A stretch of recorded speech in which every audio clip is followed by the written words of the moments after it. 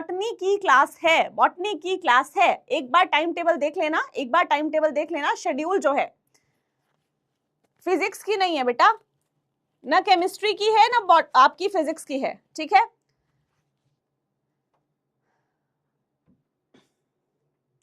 अच्छा 1.0 में, 1.0 में होगी केमिस्ट्री की, 1.0 में है। अभी ये 2.0 की क्लास चल रही है ना, ये 2.0 की क्लास है, ये आपकी बॉटनी की क्लास है। अच्छा केमिस्ट्री की क्लास शो हो रही है,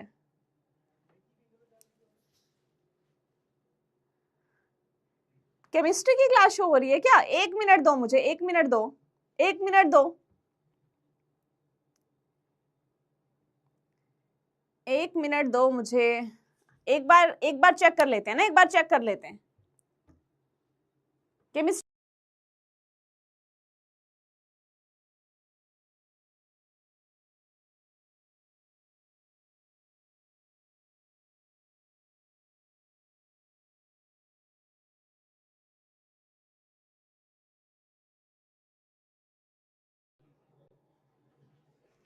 सही है ना सर, सही है।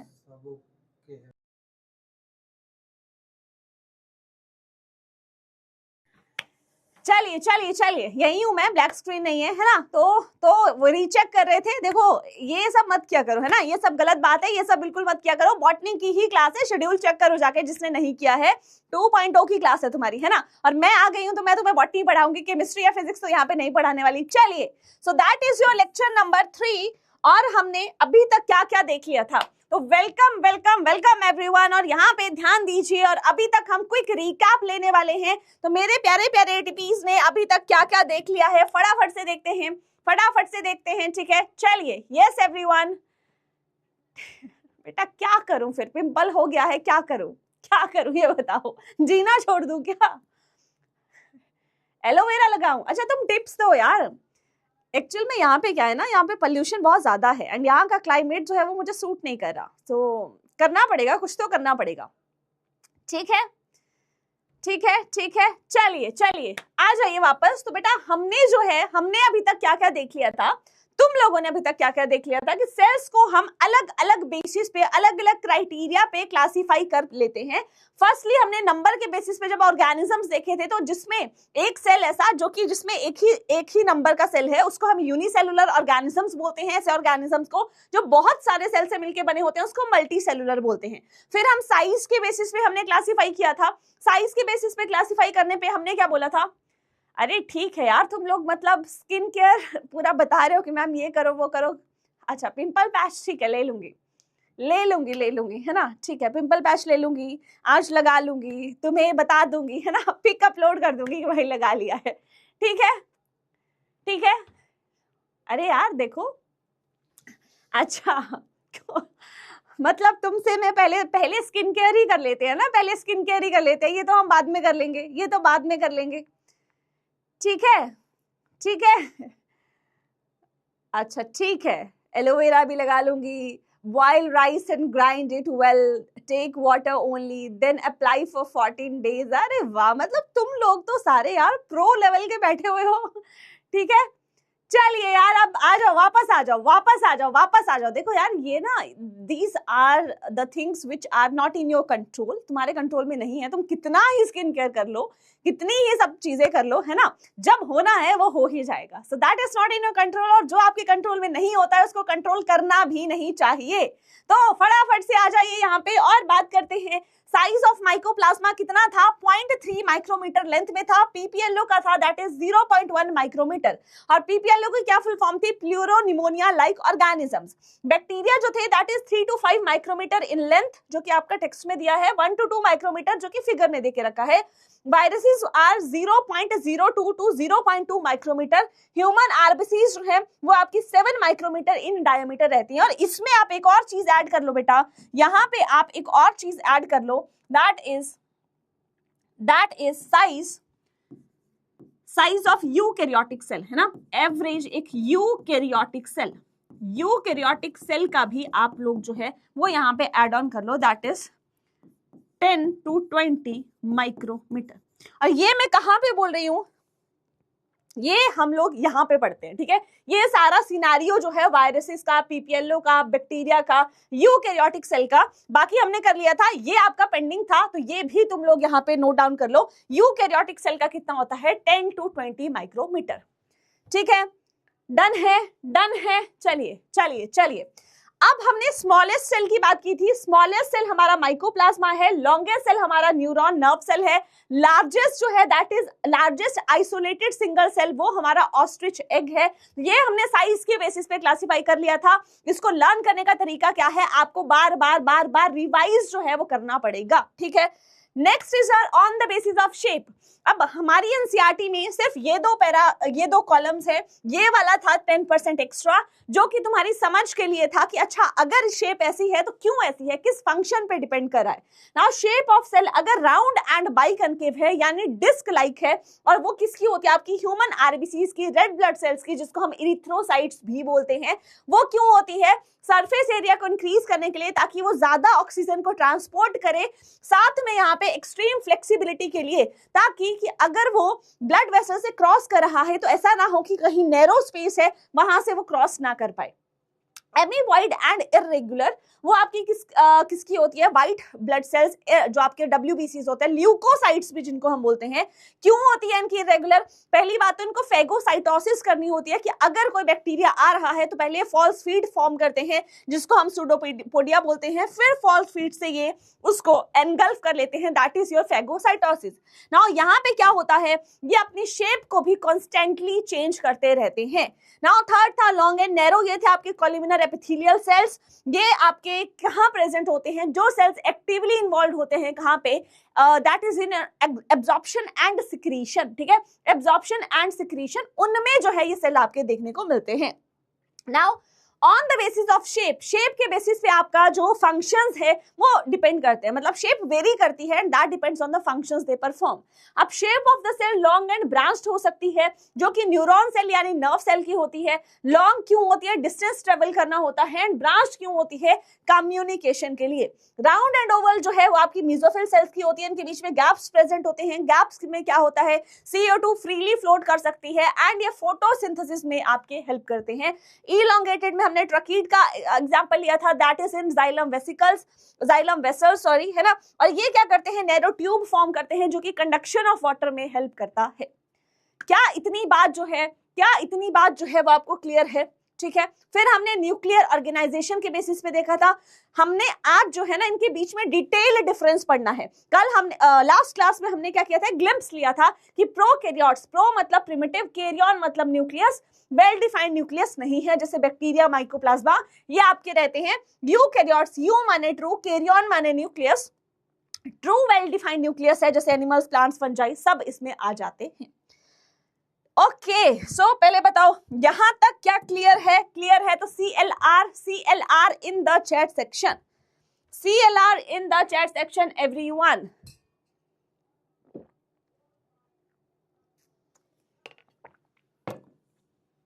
यस,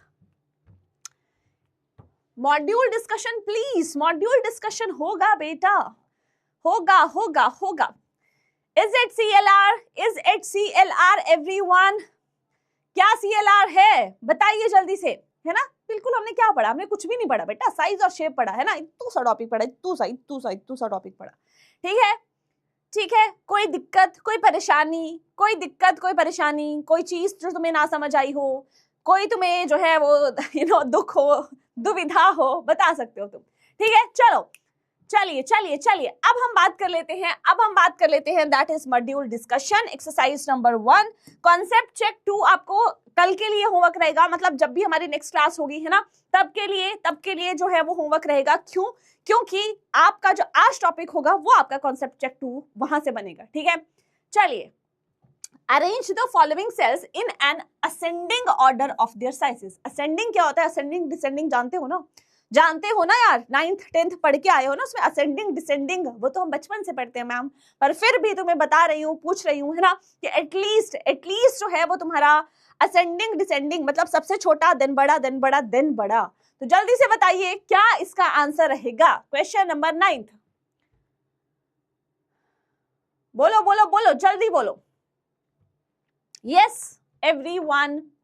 बेटा मैंने तुम्हें बताया है जब भी आंसर करना है कैसे करना है, जैसे 9th है 9th और वहां पे आंसर है ना, 12th है 12th उसके बाद आंसर, ऐसे आंसर करना है, ऐसे आंसर करना है, ठीक है यार? कोई अगर तुम्हें है ना इशू है तो तुम बता सकते हो, बता सकते हो, बिल्कुल बता सकते हो।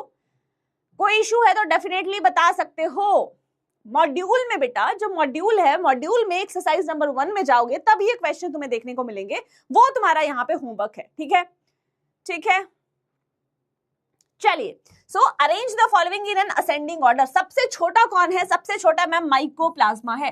फर्स्ट जो है मैम सबसे पहले आएगा, तो ये दो तो हमारे ऑप्शन एलिमिनेट हो गए। उसके बाद कौन आएगा मैम? बैक्टीरिया आएगा, फोर्थ आएगा। फर्स्ट के बाद फोर्थ आया तो हमारा यही ऑप्शन हो गया। फिर मैम कौन आएगा? ह्यूमन आरबीसी आएगा। फिर हमारा कौन आएगा? ऑस्ट्रोचेग आएगा, सबसे लार्जेस्ट आएगा। ऑप्शन क्या है? ऑप्शन बी है। Shape of tracheid cell is, कैसी है? ट्रकीड की कैसी है? हाँ जी, ट्रकीड सेल की 12 का क्या हो गया? इलोंगेटेड। 14 का देखो, shape of cell is determined by its, किस चीज से डिटरमिन होती है? Level of complexity, function, composition, all of the above, all of the above. बताइए 13th, yes everyone, sorry 14th, poll, poll कर दे, पोल करें क्या? पोल करना है, कर लेते हैं यार, पोल कर लेते हैं। चलो चलो पोल में आंसर दो, है ना, पोल में आंसर दो। चलिए पोल कर लेते हैं इस क्वेश्चन के लिए। 14th के लिए पोल करवा रही हूं मैं, फटाफट से आंसर दीजिए। 14th के लिए तुम्हारा पोल हो रहा है, so you have to answer in the poll. अब से हम क्या किया करेंगे ना, मॉड्यूल के क्वेश्चन सारे पोल पे किया करेंगे, ताकि एक्चुअल में पता चले। ऐसा ना हो कि मैं ही तुम्हें यहाँ पे सॉल्व करवा रही हूँ, तुम खुद से होमवर्क करके ही नहीं आ रहे हो, ठीक है? तो उसमें मुझे क्लैरिटी मिलेगी कहाँ से? पोल से। चलो फटाफट से देखते हैं पोल में। पोल में आंसर करो। Shape of a cell is determined by its level of complexity, function, composition, all of the above. Yes,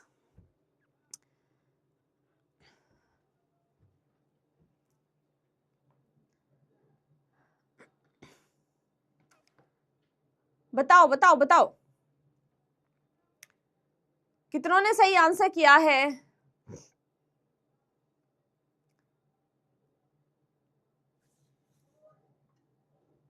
पोल हुआ सर? हो गया? ओके, एक बार रिस्पॉन्सेस दिखा दीजिए मुझे। ओके ओके ओके, मतलब कितने का? Okay, B option, D option majority ने सेलेक्ट किया है, मेजॉरिटी ने डी किया है, सेकंड पे बी है, डी किया है ऑल ऑफ द अबव।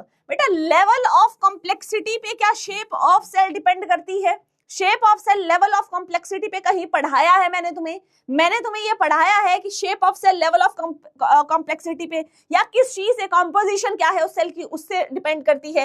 भाई सिर्फ और सिर्फ फंक्शन से करती है, सिर्फ और सिर्फ फंक्शन से करती है। ये देखो यहाँ पे साफ साफ स्पष्ट शब्दों में लिखा हुआ है, shape of a cell depends upon the function they perform. कहीं मैंने कॉम्प्लेक्सिटी, कहीं मैंने कॉम्पोजिशन लिखा है? कहीं मैंने कॉम्प्लेक्सिटी या कहीं मैंने कॉम्पोजिशन लिखा है? यस और नो, तुम लोग बताओ। लिखा है? नहीं लिखा है ना? फिर तुम कैसे यहाँ पे टिक कर रहे हो यार? कैसे यहाँ पे तुम लोग टिक कर रहे हो? कैसे तुमने ऑल ऑफ द अबव टिक किया? बोलो कैसे टिक किया, बताओ जल्दी से। मतलब अगर तुम्हें all of the above option है तो तुम क्या अपनी मर्जी से और ऑप्शंस को सेलेक्ट कर लोगे कि यार हाँ ये तो सही ही होगा? Is it so? यार कॉन्सेप्ट देखो, ऐसे तो नहीं चलेंगे तुम्हारे, ऐसे तो नहीं चलेंगे। एटलीस्ट जो डायरेक्ट चीजें तुम्हें पढ़ाई जा रही हैं वो भी तुम, ये तो मुझे लगा था यार ये तो बहुत इजी सवाल है, और ये तो पोल करवा लिया तब मुझे एक्चुअल में पता चला कि इतने बच्चे जो है मैक्सिमम गलत हैं। अदरवाइज मैं तो मान रही थी कि यार चलो चैट में दिख रहा है किसी ने भी मतलब है ना लाइन में सही आंसर दे दिया तो सबने सही दे दिया है, मैं तो वो मान के चलती हूँ। तो मतलब अब हर एक क्वेश्चन पे मैं तुम्हें पोल करवाऊंगी ताकि मुझे पता तो चले यार एक्चुअल में तुम कितने पानी में हो। दिस इज नॉट डन यार। मतलब तुम लोगों को मैं अभी रिवीजन भी करवा रही हूँ, रिवीजन के बाद तुम लोग गलत आंसर दे रहे हो।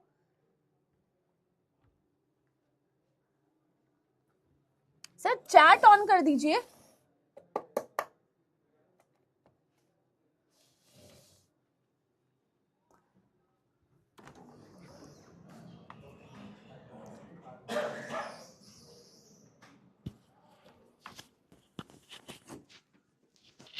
यार तुम लोगों की चैट नहीं दिख रही है मुझे, just give me a moment.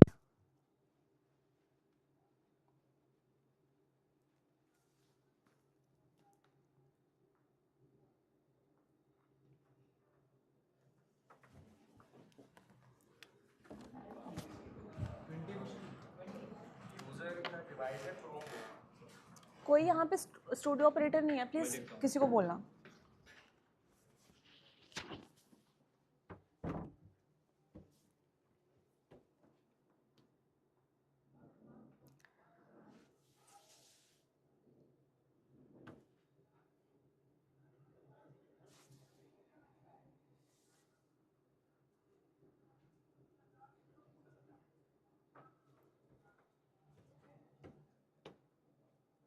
Sir chat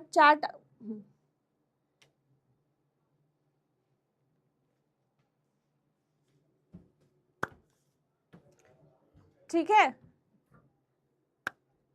ठीक है, ठीक है, डन है। चलिए चलिए चलिए, देखो यार, अगर तुम्हें यहाँ पे चीजें पढ़ाई जा रही है ना, सो मतलब तुम सीरियसनेस के साथ अगर तुम पढ़ना ही नहीं चाहते हो तो उसके बाद फिर चीजें कैसे ऑपरेट होंगी तुम मुझे बताओ। मैं यहाँ पे अगेन पढ़ाती जाऊंगी, फिर तुम फिर डाउट पूछोगे क्योंकि तुम रिवाइज ही करके नहीं आ रहे हो, तुम खुद से तो कर ही नहीं रहे हो। जब मैं तुम्हें यहाँ पे करवा रही हूँ तुम वो भी नहीं सुन रहे हो, अटेंटिव होके तो तुम बैठे ही नहीं हो। पोल क्यों नहीं आया भाई? पोल से रिस्पॉन्स तो आए हैं, कैसे पोल नहीं आया? कैसे बोल रहे हो तुम? जितने बच्चों ने पोल अटेम्प्ट किया है उन्होंने कैसे कर लिया, फिर उनके पास कैसे रिस्पॉन्स शो हो गया? ठीक है, चलो चलो ओके, चलिए। तो आज का क्लास देखो, मैं तुमसे सिर्फ एक चीज एक्सपेक्ट कर रही हूँ, प्लीज बी अटेंटिव। जो मैं यहाँ पे समझा रही हूँ, जो मैं बोल रही हूँ, जो मैं पढ़ा रही हूँ, please be attentive in the class, है ना। क्लास में बेटा अटेंटिव होके पढ़ो, तभी तुम्हें दोबारा से या तीसरी बार जो है वो फिर से चीजों को रिपीट करने की जरूरत तुम्हें, दैट इज फाइन कि तुम पढ़ रहे हो, वो अपने रिवीजन कर रहे हो, लेकिन तुम्हें जो है पहली ही बार में समझ आ जाएंगी अगर तुम ये पूरा के पूरा जो है ना आंखें दिमाग कान सब खोल के यहाँ पे जो है पूरी क्लास लेक्चर जो है अटेंड करोगे। ठीक है, चलिए, कोई बात नहीं, कोई बात नहीं, कोई बात नहीं, ठीक है। चलिए चलिए, तो आज हम पढ़ेंगे that is difference between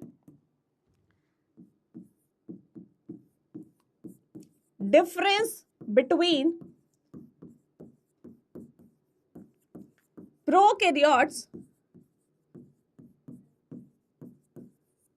and eukaryotes.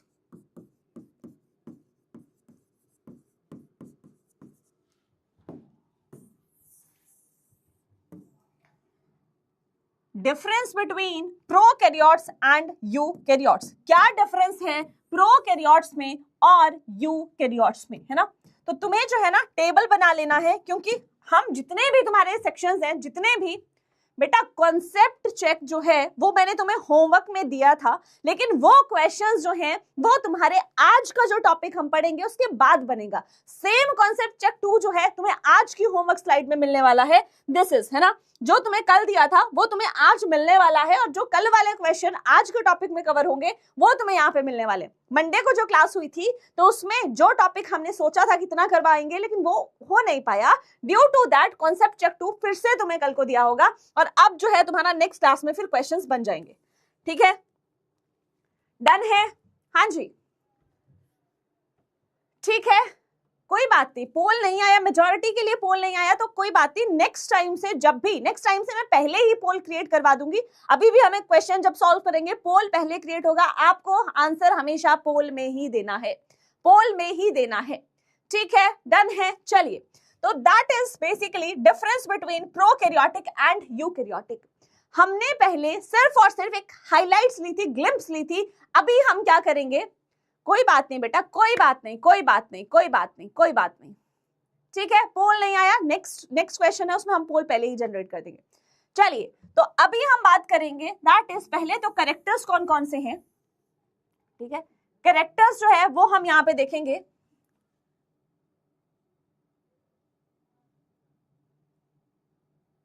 ठीक है, उसके बाद यहां पे हम देखेंगे कि क्या क्या फीचर्स जो है वो हम ले रहे हैं, क्या क्या फीचर्स जो है वो हम ले रहे हैं, एंड क्या वो प्रोकैरियोट्स और यूकैरियोट्स में प्रेजेंट हैं या एब्सेंट हैं, है ना। ठीक है, तो एक साइड लिख लीजिए यहां पे बेटा, एक साइड लिख लीजिए दैट इज कैरेक्टर्स, यहां पे लिख लीजिए दैट इज कैरेक्टर्स, और यहां पे लिख लीजिए दैट इज प्रोकैरियोट्स,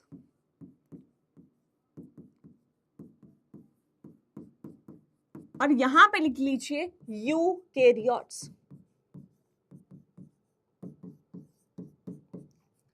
अब पहले तो मुझे बता दीजिए कौन सी ऐसी चीजें हैं, कौन से ऐसे फीचर्स हैं जो कि प्रोकैरियोट्स और यूकैरियोट्स दोनों में पाए जाते हैं।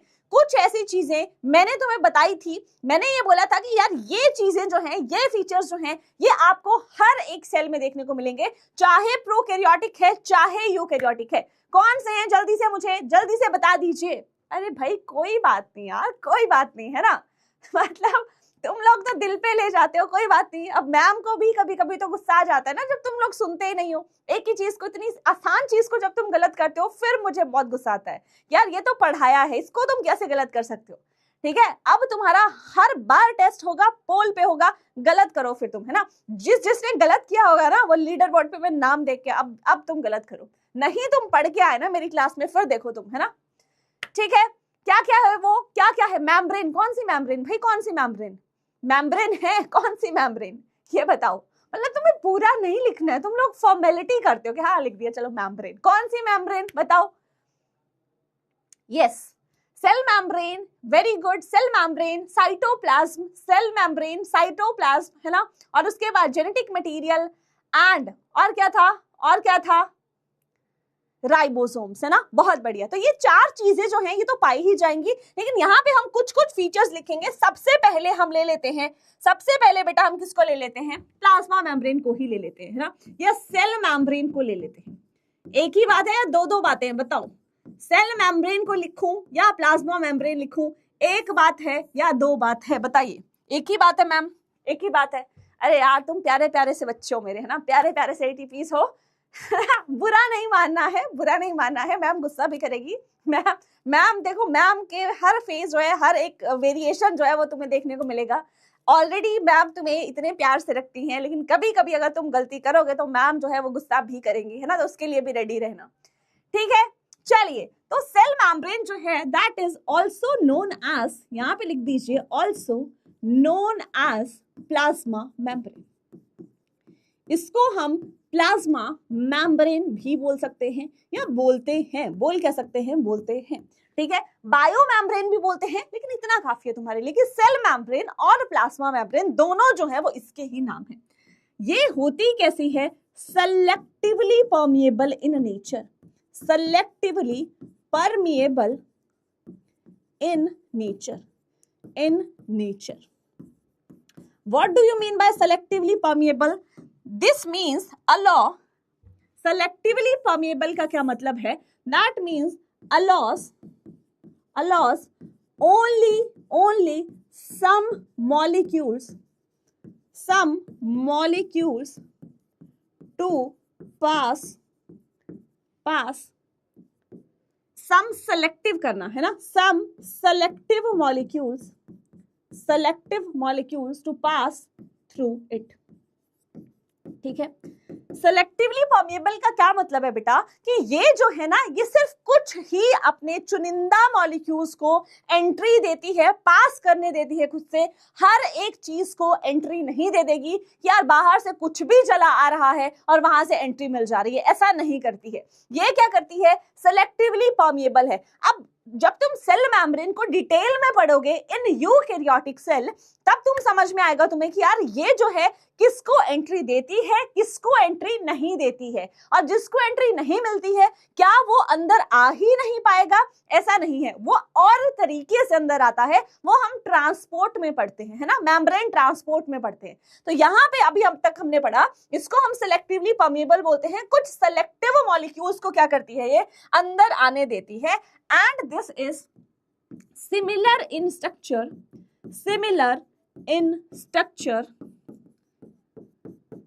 in both prokaryotes and eukaryotes।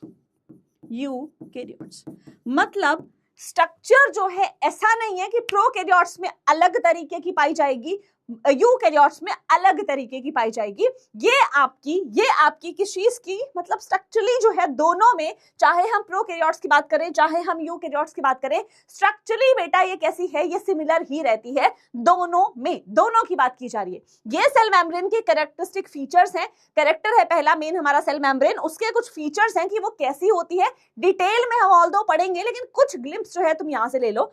And composed majorly of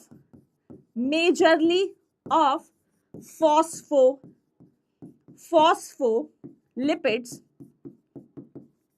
present in a bilayer, present in, या arranged in करो, है ना, arranged in करो यहां पे, arranged in a bilayer, ठीक है।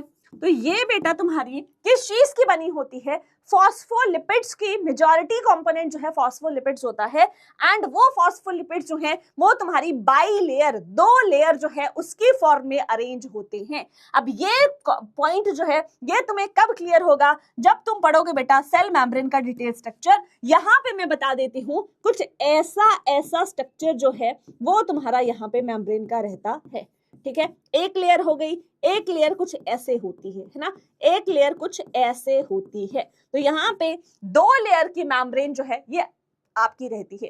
क्या सिर्फ फॉस्फोलिपिड्स होंगे? नहीं, साथ में प्रोटीन्स भी होती हैं, साथ में कार्बोहाइड्रेट्स भी होते हैं, साथ में और मॉलिक्यूल्स भी होते हैं, लेकिन मैंने मेजरली लिखा है, ज्यादा अमाउंट में क्या होगा तुम्हारा, मेजरली फॉस्फोलिपिड्स होते हैं।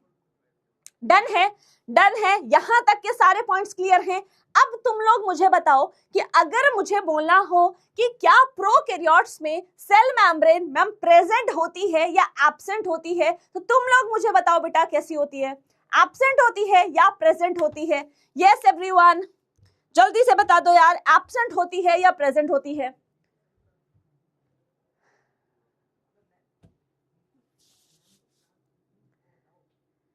एब्सेंट होती है या प्रेजेंट होती है?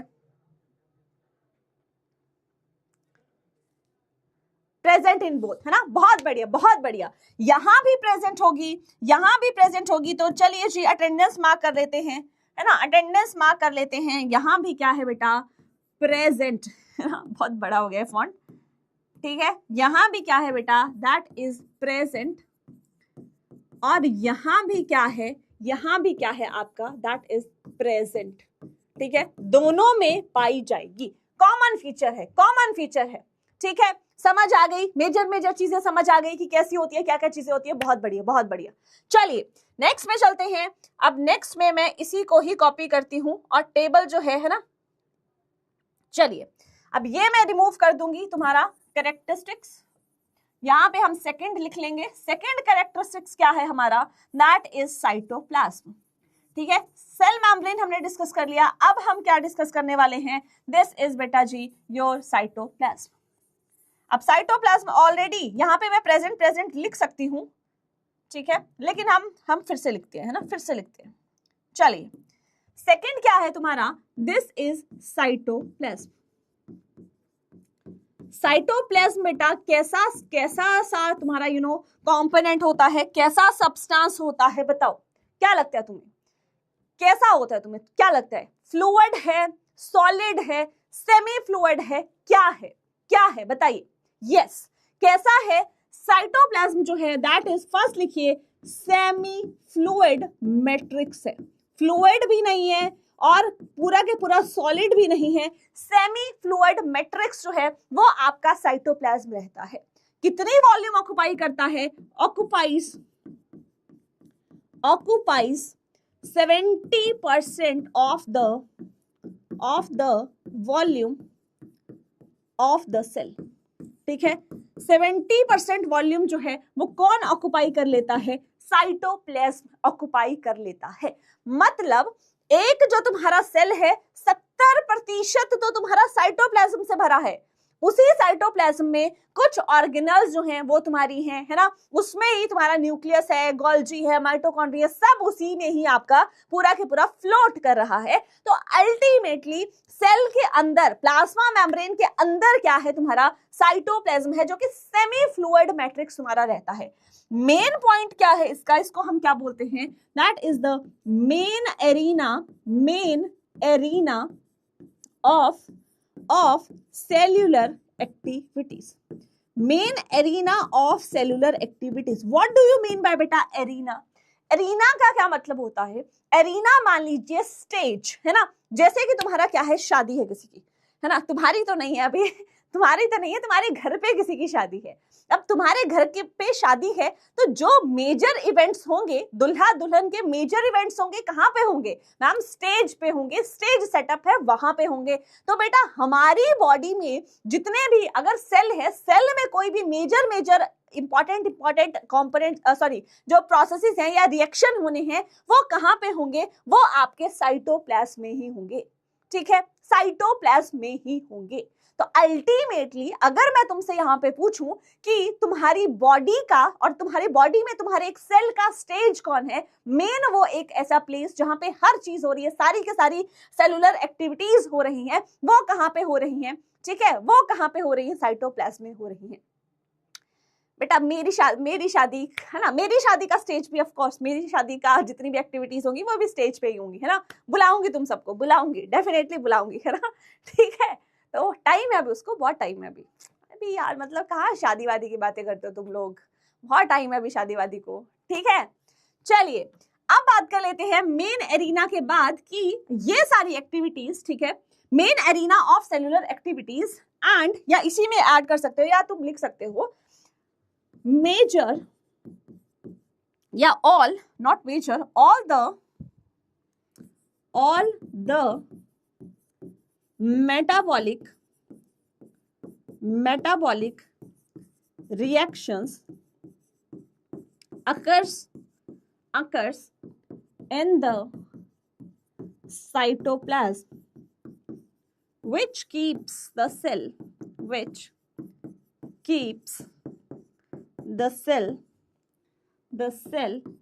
in the living state। ठीक है, अब जितने भी मेटाबॉलिक रिएक्शन है, व्हाट इज मेटाबॉलिक रिएक्शन बेटा? मेटाबॉलिज्म क्या है? हमारी बॉडी में जो भी हो रहा है, लेट सपोज हम खाना खा रहे हैं, वो खाना डाइजेस्ट कैसे होगा? वो छोटे छोटे कंपोनेंट्स में ब्रेक होगा, टूटेगा, है ना। तो ऐसा रिएक्शन जहां पे कोई चीज टूट रही है उसको हम बोलते हैं कैटाबॉलिज्म।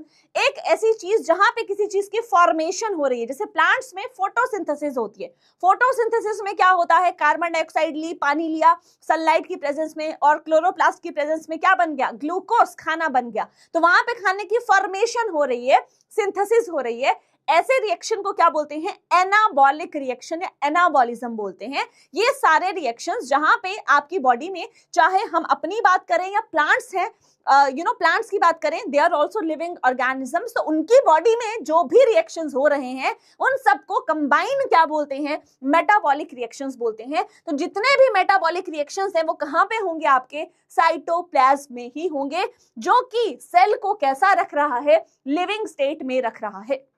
और अगर ये साइटोप्लाज्म में मेटाबॉलिक रिएक्शन नहीं हुए, रेस्पिरेशन नहीं हो रही है, डाइजेशन नहीं हो रही है, तो सेल जो है बेटा वो लिविंग नहीं रह पाएगा, वो आपका डेड हो जाएगा। ठीक है, डन है। तो अब प्रोकैरियोट्स में साइटोप्लाज्म जो है मैम वो प्रेजेंट होता है, यहाँ पे भी हम प्रेजेंट मार्क कर देते हैं, और यूकैरियोट्स में भी हम प्रेजेंट मार्क कर देते हैं, क्योंकि दोनों में ही ये आपका प्रेजेंट होता है। यहां पे आप ऐड कर सकते हो इन प्रोकैरियोट्स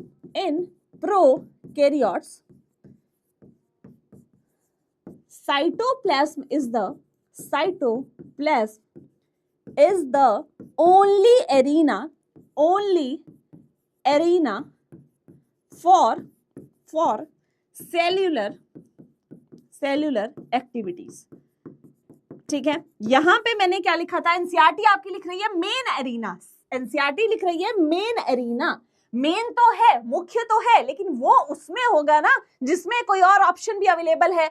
इनके पास तो और ऑप्शन है ही नहीं, ऑर्गेनल्स है ही नहीं, है ना। तो that is the only arena, main arena जो है इनकी जगह, ये ओनली एरिना है, एक ही स्टेज है, यहाँ पे ही आपके रिएक्शंस होंगे। बाकी कहाँ पे होंगे? न्यूक्लियस नहीं है, कोई आपका गोल्जी नहीं है, कोई माइटोकॉन्ड्रिया नहीं है, बाकी कहाँ पे होंगे भाई? इनको साइटोप्लाज्म में ही सारी चीजें करवानी पड़ेंगी। तो that is the only arena in prokaryotes.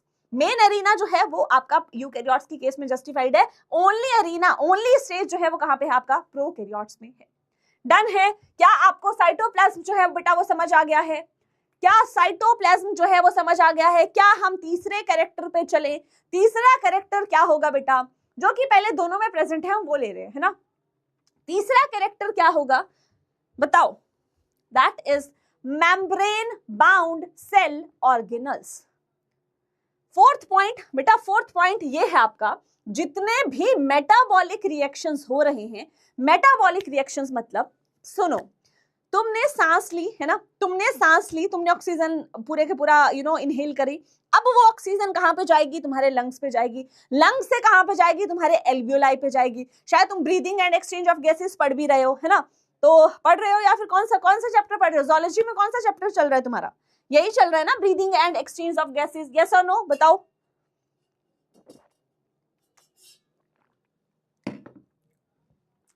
Zoology में क्या चल रहा है? क्लियर? शायद शायद क्यों बेटा? ज़ूलॉजी में कौन सा चैप्टर चल रहा है आपका? Breathing and exchange of gases है। सर ने पढ़ा दिया होगा the difference between breathing and respiration, पढ़ाया होगा ना। ब्रीदिंग एंड रेस्पिरेशन में क्या डिफरेंस है? पढ़ाया होगा। क्या डिफरेंस है बताओ? क्या डिफरेंस है? इतना तो पढ़ा दिया होगा कि ब्रीदिंग और रेस्पिरेशन में क्या डिफरेंस है, बताओ जल्दी से।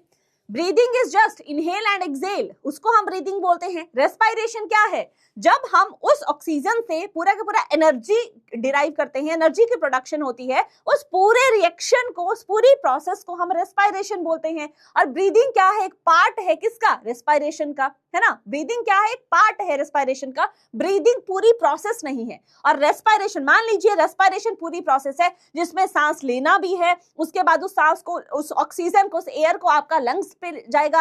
लंग्स जो है वो आपका डिवाइड होता है बेटा, आपने देखा होगा, ब्रोंकाई होता है, फिर ब्रोंक्यूल्स होते हैं, फिर एल्वेओलाई है। एल्वेओलाई से जो है वो आपकी जो यू कैन से ऑक्सीजन है वो आपकी कहां पे जाती है? ब्लड स्ट्रीम में जाती है। और ब्लड से कार्बन डाइऑक्साइड जो है वो एल्वेओलाई में आती है, फिर एल्वेओलाई से आपकी लंग्स में आई, फिर वापस जो है आप उसको एक्सहेल करते हो। तो इनहेल और एक्सहेल जो है वो ब्रीदिंग कहलाती है। और बाकी पूरी प्रोसेस जो है, जो ऑक्सीजन आपके ब्लड में गई है वो सेल्स में गई है। अब सेल से वो ऑक्सीजन जो है वो ब्लड से वो हर एक सेल तक जाएगी, उसको हम बोलते हैं सेलुलर रेस्पिरेशन। ठीक है। अब उस प्रोसेस से क्या होगा? एनर्जी मिलेगी। तो ये पूरी की पूरी रिएक्शन जो है वो क्या है? ये पूरी रिएक्शन क्या है? ये आपकी मेटाबॉलिक रिएक्शन है। खाना तुमने खाया, अब खाने से तुम क्या करोगे? तुम उसका ब्रेक डाउन होगा, उसकी डाइजेशन होगी, फिर एब्जॉर्प्शन होगी। क्या है ये एक मेटाबॉलिक रिएक्शन है। ठीक है। यस, रेस्पिरेशन एक बायोकेमिकल प्रोसेस है, क्योंकि उसमें क्या हो रहा है, आपकी एनर्जी जो है, जो खाना तुमने खाया है ना, उससे एनर्जी कैसे तुम लोगे? उस एनर्जी को लेने के लिए तुम्हें ऑक्सीजन चाहिए होती है, तब तुम्हारा ग्लूकोज जो है उसका ब्रेक डाउन होता है। उसको हम पढ़ेंगे ऑलरेडी, है ना, आगे साइकिल्स में हम पढ़ेंगे। तो वो ऑक्सीजन जो है वो तुम रेस्पिरेशन से लेते हो।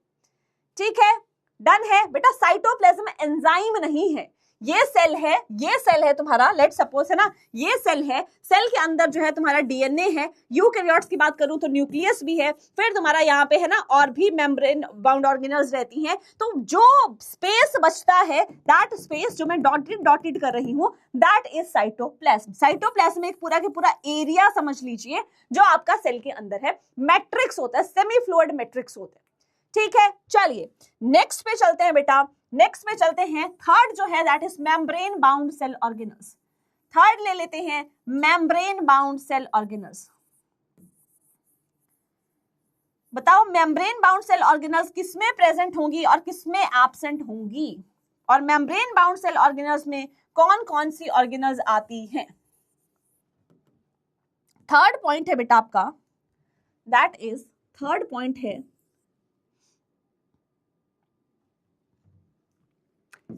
membrane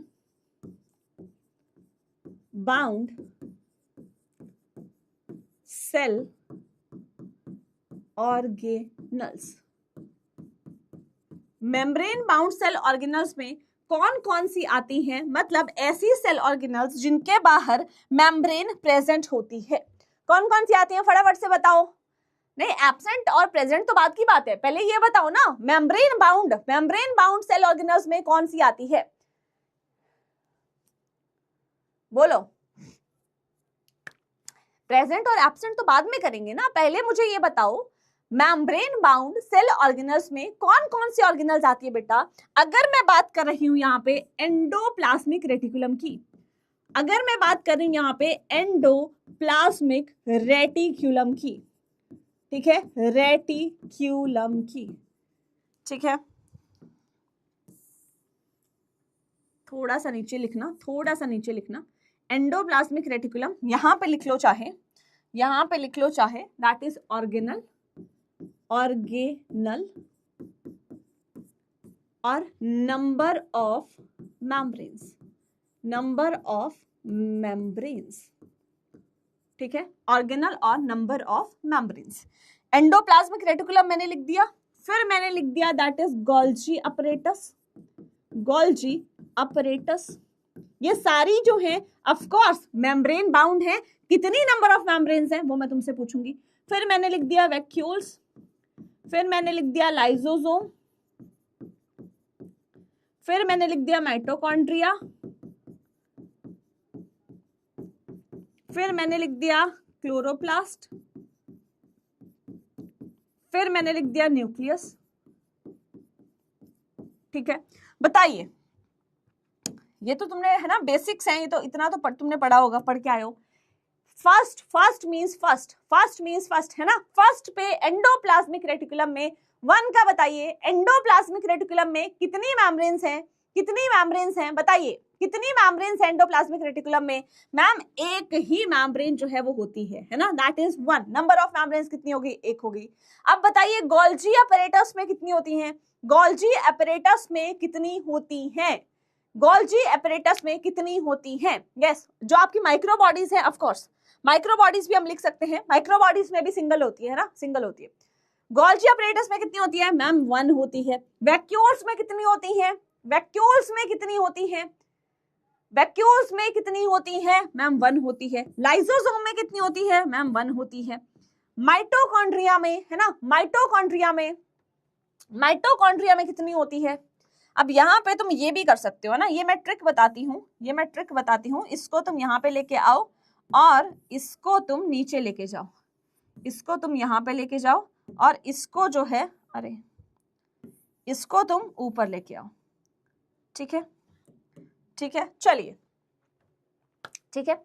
इनमें कितनी है, माइटोकॉन्ड्रिया में 2 हैं, न्यूक्लियस में 2 हैं, क्लोरोप्लास्ट में 2 हैं। अब मैंने ये क्यों करवाया, यहाँ से मैंने एक ट्रिक बनाई थी, that is MNC। What is MNC, multinational company. हाँ, व्हाट इज MNC, है ना, MNC तुम कुछ भी बोल सकते हो। हाँ, एवरी गर्ल लव्स वड़ा पाव, ये तुम कहाँ पे लेके आते हो, कहाँ पे लेके आते हो, है ना, यहाँ पे लेके आते हो ना, एवरी गर्ल लव्स वड़ा पाव, ये भी यहाँ पे भी आ गया, और ये आपका एंडोमेम्ब्रेन सिस्टम में भी आएगा। और MNC है ना, MNC क्या था हमारा, that is my new crush, ठीक है, या मल्टीनेशनल कंपनीज। अब जिसका है ना ये वाला डिपार्टमेंट वीक है, वो दूसरा वाला डिपार्टमेंट अपना स्ट्रॉन्ग कर लो, तो तुम कुछ भी बना सकते हो कि भाई MNC multinational companies my new crush, ये जो है इसमें आपकी डबल मेम्ब्रेन आएगी। बाकी आपका that is every girl loves vada pav, है ना, तो ये आपकी क्या आ जाएगी, ये आपकी सिंगल मेम्ब्रेन बाउंड ऑर्गेनल्स होती हैं। तो दैट इज 1 1 1 2 2। अब ये बताइए मुझे किसमें प्रेजेंट होगी, किसमें एब्सेंट होगी। मैम प्रोकैरियोट्स में मेम्ब्रेन बाउंड सेल ऑर्गेनल्स जो हैं वो एब्सेंट होती हैं, यूकैरियोट्स में प्रेजेंट होती हैं। तो एब्सेंट को हम डिफरेंट कलर से मार्क कर देते हैं, क्योंकि एब्सेंट जो है वो आपका दिखना चाहिए, दैट इज एब्सेंट। ये क्या होगी बेटा, एब्सेंट हो गई, ठीक है, डन है। मेम्ब्रेन बाउंड सेल ऑर्गेनल्स की हमने यहाँ पे बात की। क्रश नहीं है तो तुम्हारे लिए बोला तो मल्टीनेशनल कंपनी बना लो यार तुम, ठीक है, तुम मल्टीनेशनल कंपनी बनाओ। माइक्रोबॉडीज भी हैं, वो सिंगल मेम्ब्रेन बाउंड स्ट्रक्चर्स होते हैं, ठीक है, ठीक है। ये ऑप्शन उनके लिए है जिनकी है। अब तुम्हारा मतलब डिपार्टमेंट ही वीक है तो क्या कर सकते हैं, अब तुम्हारी गलती नहीं है बेटा। तुम्हारी म्युनिसिपल कॉर्पोरेशन कहाँ बनाओगे तुम, म्युनिसिपल कॉर्पोरेशन, वाह भाई, मतलब है ना, कहाँ का डिपार्टमेंट लेके बैठे हो भाई। ठीक है, you don't like vada pav, so what do you like, you like पानी पूरी। बेटा यहाँ पे पानी पूरी फिट नहीं होगा ना हमारे निमोनिक्स में, हम पानी पूरी नहीं यहाँ पे लेके आ सकते, यहाँ पे हमें वड़ा पाव ही लेके आना पड़ेगा, ठीक है, क्योंकि वहां पे यही फिट होगा। चलिए नेक्स्ट है हमारा बेटा, नेक्स्ट है, आई होप यहाँ तक हमने चीजें कर ली हैं। नेक्स्ट अब हम आते हैं कौन सी ऑर्गेनल पे बेटा, बहुत ही स्पेशल ऑर्गेनल पे, बहुत ही स्पेशल ऑर्गेनल पे, और वो कौन सी है, वो एक यूनिवर्सल ऑर्गेनल है जो कि हर एक सेल में पाई जाती है। क्या कोई मुझे उसका नाम कमेंट सेक्शन में बता सकता है? मैं देख पा रही हूँ, मैं देख पा रही हूँ कि तुम सब ने, है ना, मेरी ठीक है, ठीक है, मोमोज कुछ भी चल रहा है तुम्हारा, कुछ भी चल रहा है, ठीक है बेटा। ऑफ कोर्स माइक्रोबॉडीज पढ़ेंगे बेटा, माइक्रोबॉडीज ऐड कर सकते हो, आप ऐड कर सकते हो, लेकिन कई बार ये भी आ जाएगा, इवन न्यूक्लियस भी मैंने ऐड किया है, एनसीईआरटी में तुम्हारे न्यूक्लियस भी ऐड नहीं है, एंड ये भी क्वेश्चन तुम्हें टेस्ट में आ सकता है। ऑल्दो नीट में ये क्वेश्चन नहीं आएगा कि एनसीईआरटी के पैराग्राफ में इनिशियल में कौन सी ऑर्गेनल्स के बारे में बात नहीं हुई है, वो आपका न्यूक्लियस नहीं हुआ है, माइक्रोबॉडीज नहीं हुई है। बाकी जो आपका माइक्रोबॉडीज है वो आपकी दोनों प्लांट्स एनिमल्स में प्रेजेंट होती है, and single membrane bound structures है, उनको हम पढ़ेंगे, बाद में पढ़ेंगे, ठीक है। किसकी बात की जा रही है, किसकी बात की जा रही है बेटा, बात की जा रही है एक ऐसी दमदार ऑर्गेनल की जिसका तो मतलब है ना पूरा के पूरा यहाँ पे भयंकर उसका जो है वो डिमांड है, क्योंकि हर एक सेल में पाई जा रही है, and that organelle is ribosome. क्या है वो आपकी राइबोसोम है। तो राइबोसोम को क्या मैं यूनिवर्सल ऑर्गेनल लिख सकती हूँ? बिल्कुल मैम लिख सकते हैं, this is the universal organelle. कैसी है ये आपकी यूनिवर्सल ऑर्गेनल है, सब जगह पाई जाएगी। कैसा स्ट्रक्चर होता है इसका, कैसा स्ट्रक्चर होता है इसका? मैम इसका स्ट्रक्चर ना कुछ दानेदार होता है, दानेदार मतलब ग्रेन्यूल्स की तरह होता है, ग्रेन्यूलर स्ट्रक्चर होता है, ठीक है। तो यहाँ पे लिख दीजिए ग्रेन्यूलर स्ट्रक्चर्स। कैसे होते हैं ये आपके ग्रेन्यूलर स्ट्रक्चर्स होते हैं, कैसे होते हैं? ग्रेन्यूलर स्ट्रक्चर्स होते हैं। क्या मैम इनमें मेम्ब्रेन होती है या नहीं होती है, बताइए? क्या इनमें मेम्ब्रेन होती है? नहीं होती है। नॉन मेम्ब्रेन, इसको हाईलाइट वे में लिखो, है ना, इसको हाईलाइट वे में लिखो, that is non membrane bound structures, non membrane bound structures. और 2026 में जो पेपर कैंसिल हो गया है ना, जो तुम्हारा यू कैन से नीट हुआ था, अभी रीनीट हो रहा है, तो जो तुम्हारा अभी कंडक्ट हुआ था उसमें यही क्वेश्चन आया था कि which organel is that is present in both prokaryotes and eukaryotes, and उसमें जो है वो आपके मेम्ब्रेन नहीं होती, नॉन मेम्ब्रेन बाउंड ऑर्गेनल है, जो कि प्रोकैरियोट्स और यूकैरियोट्स दोनों में पाई जाएगी, दैट इज राइबोसोम्स। तो नॉन मेम्ब्रेन बाउंड स्ट्रक्चर्स, और इसी को हम क्या बोलते हैं, और मेम्ब्रेन लेस भी बोल सकते हैं, membrane less structures, membrane less organelle, ठीक है, ये भी हम बोल सकते हैं कि कोई भी मेम्ब्रेन जो है वो इस ऑर्गेनल की नहीं होती, ठीक है। एक और पॉइंट क्या है कि ये जो राइबोसोम है ना, that is made up of 2 सब यूनिट्स, 2 सब यूनिट्स की ये बनी होती है, 1 large subunit, 1 large subunit and 1 small subunit, 1 small subunit, ठीक है। डन है क्या यहाँ तक की बात जो है वो सबको समझ आ गई है?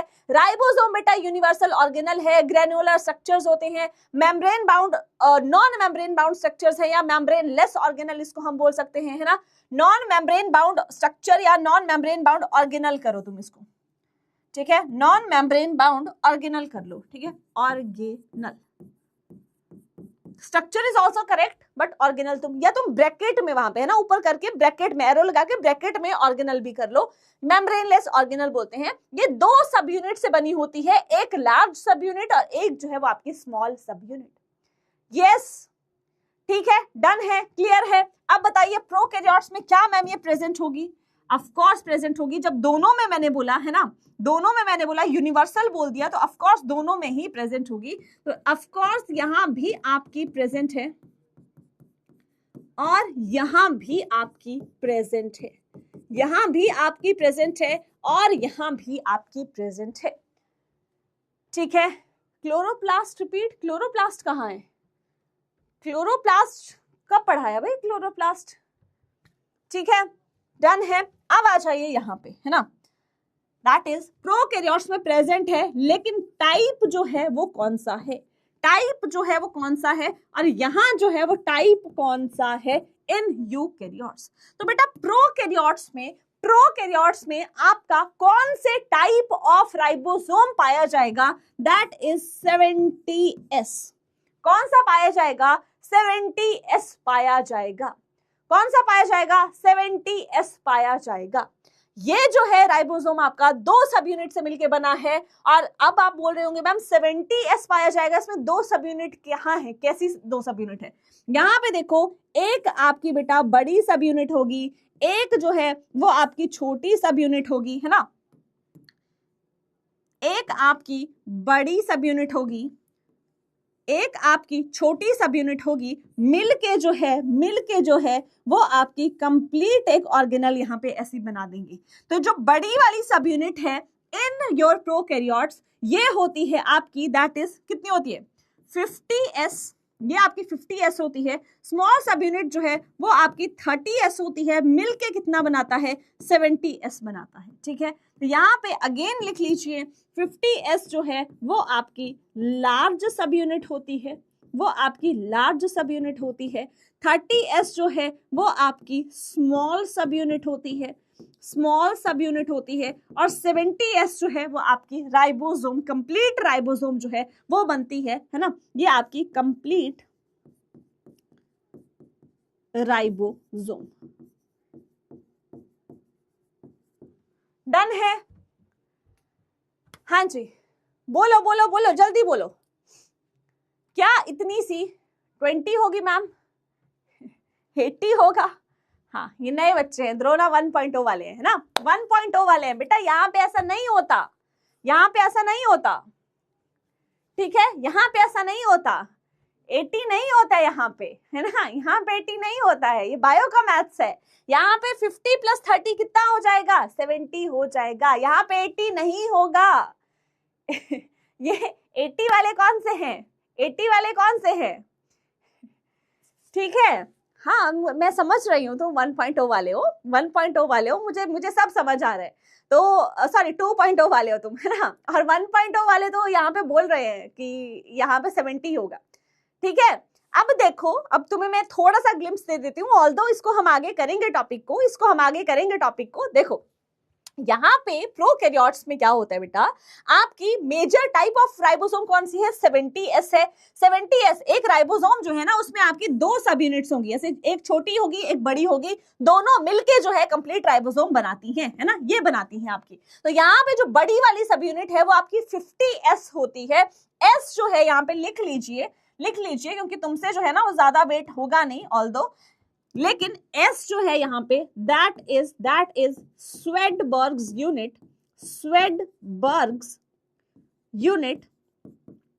and it stands for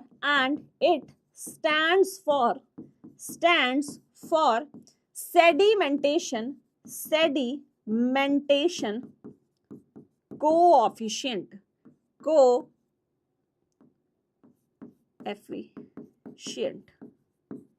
ठीक है, डन है। तो यहां पे देखो, यहाँ पे होता क्या, बहुत ध्यान से देखना, यहाँ पे ऐसा नहीं है कि 50s है 30s है ऐड करके तुमने 80s बना दिया।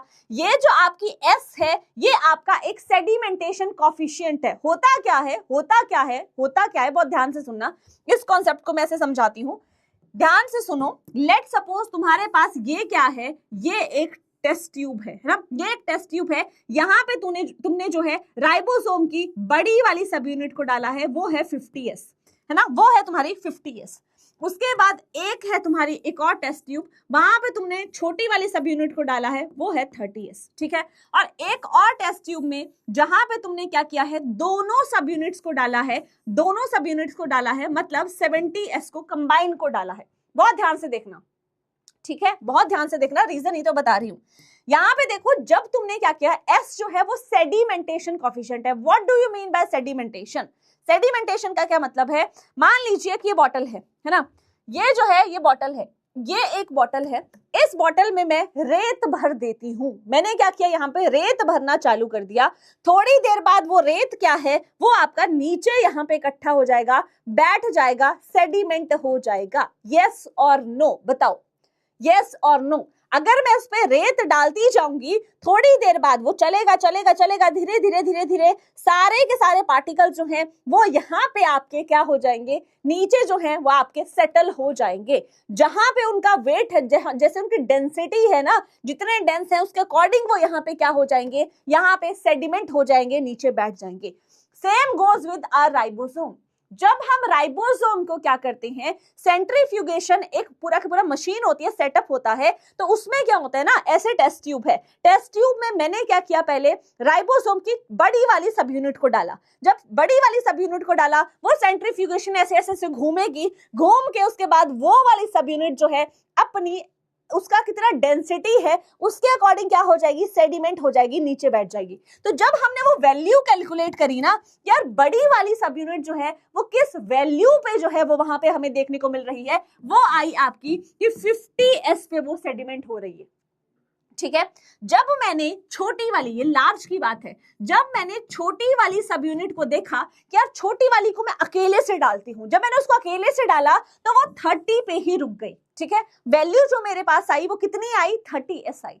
लेकिन फिर मेरा माइंड जो है ना वो ऐसा हो गया कि अच्छा, मैं क्या करती हूँ ना, मैं दोनों को कंबाइन करके एक बार देखती हूँ कि क्या कोई अलग रिजल्ट आने वाला है, क्या जो है 50 और 30, एक 50 पे हुई एक 30 पे हुई तो 80 पे हो जाएगी ना। 50 प्लस 30, अगर किसी का मास जो है, अगर हम मैथ में क्या करते हैं कि यार इसका जो है वो 50 kg है, इसका 30 kg है, कितना हो गया टोटल, 80 kg हो गया। यहाँ पे क्या हुआ, जब मैंने उन दोनों को इकट्ठा करके जो है सेडिमेंट किया, तो वैल्यू मेरे पास क्या आई, वो मेरे पास 70 पे, 70 की वैल्यू पे वहां पे सेडिमेंट हुई, तो दैट इज 70s, है ना, क्या है आपका 70s है। तो यहाँ पे आपका ये जो पूरा के पूरा आप बोल सकते हो यूनिट्स हैं, ये एडिटिव नहीं है। एडिटिव मतलब हम इनको प्लस नहीं कर सकते। That is why यहाँ पे 50 और 30 आपका 70s आता है, मतलब दोनों मिलके कहां पे सेडिमेंट होती हैं, 70 पे होती हैं। डन है। आई होप अब तुम लोग ये नहीं भूलोगे, क्योंकि ये जो है ये तुम्हें समझ आ गया होगा, ठीक है।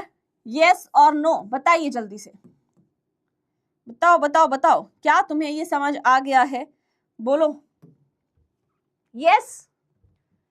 CLR रिपीट, अभी आगे भी आएगा यार, 2 बार टॉपिक आएगा। ये टॉपिक अभी पहली बार आया है, अभी प्रोकैरियोट्स में जब हम राइबोसोम्स पढ़ेंगे तब आएगा, यूकैरियोट्स में हम राइबोसोम्स पढ़ेंगे तब आएगा। 2 बार ये टॉपिक आने वाला है, 2 बार ये टॉपिक आएगा। तो अगर किसी को थोड़ा बहुत है ना इधर उधर हो भी गया होगा, आगे भी क्लियर हो जाएगा। लेकिन इसमें कुछ भी नहीं है, जब मैंने बड़ी वाली सब यूनिट को अकेले से किया तो 50 पे जो है वैल्यू मेरे पास आई, छोटी को किया अकेले को 30 पे आई, दोनों को मिला के किया तो मेरे पास जो सेंट्रीफ्यूगेशन के बाद वो कहां पे नीचे बैठी हैं, वो 70s पे बैठी हैं। इसीलिए हम यहाँ पे क्या करते हैं, 70s लेते हैं कि दोनों सब यूनिट्स मिलके कितने की बनी है, 70s की बनी है।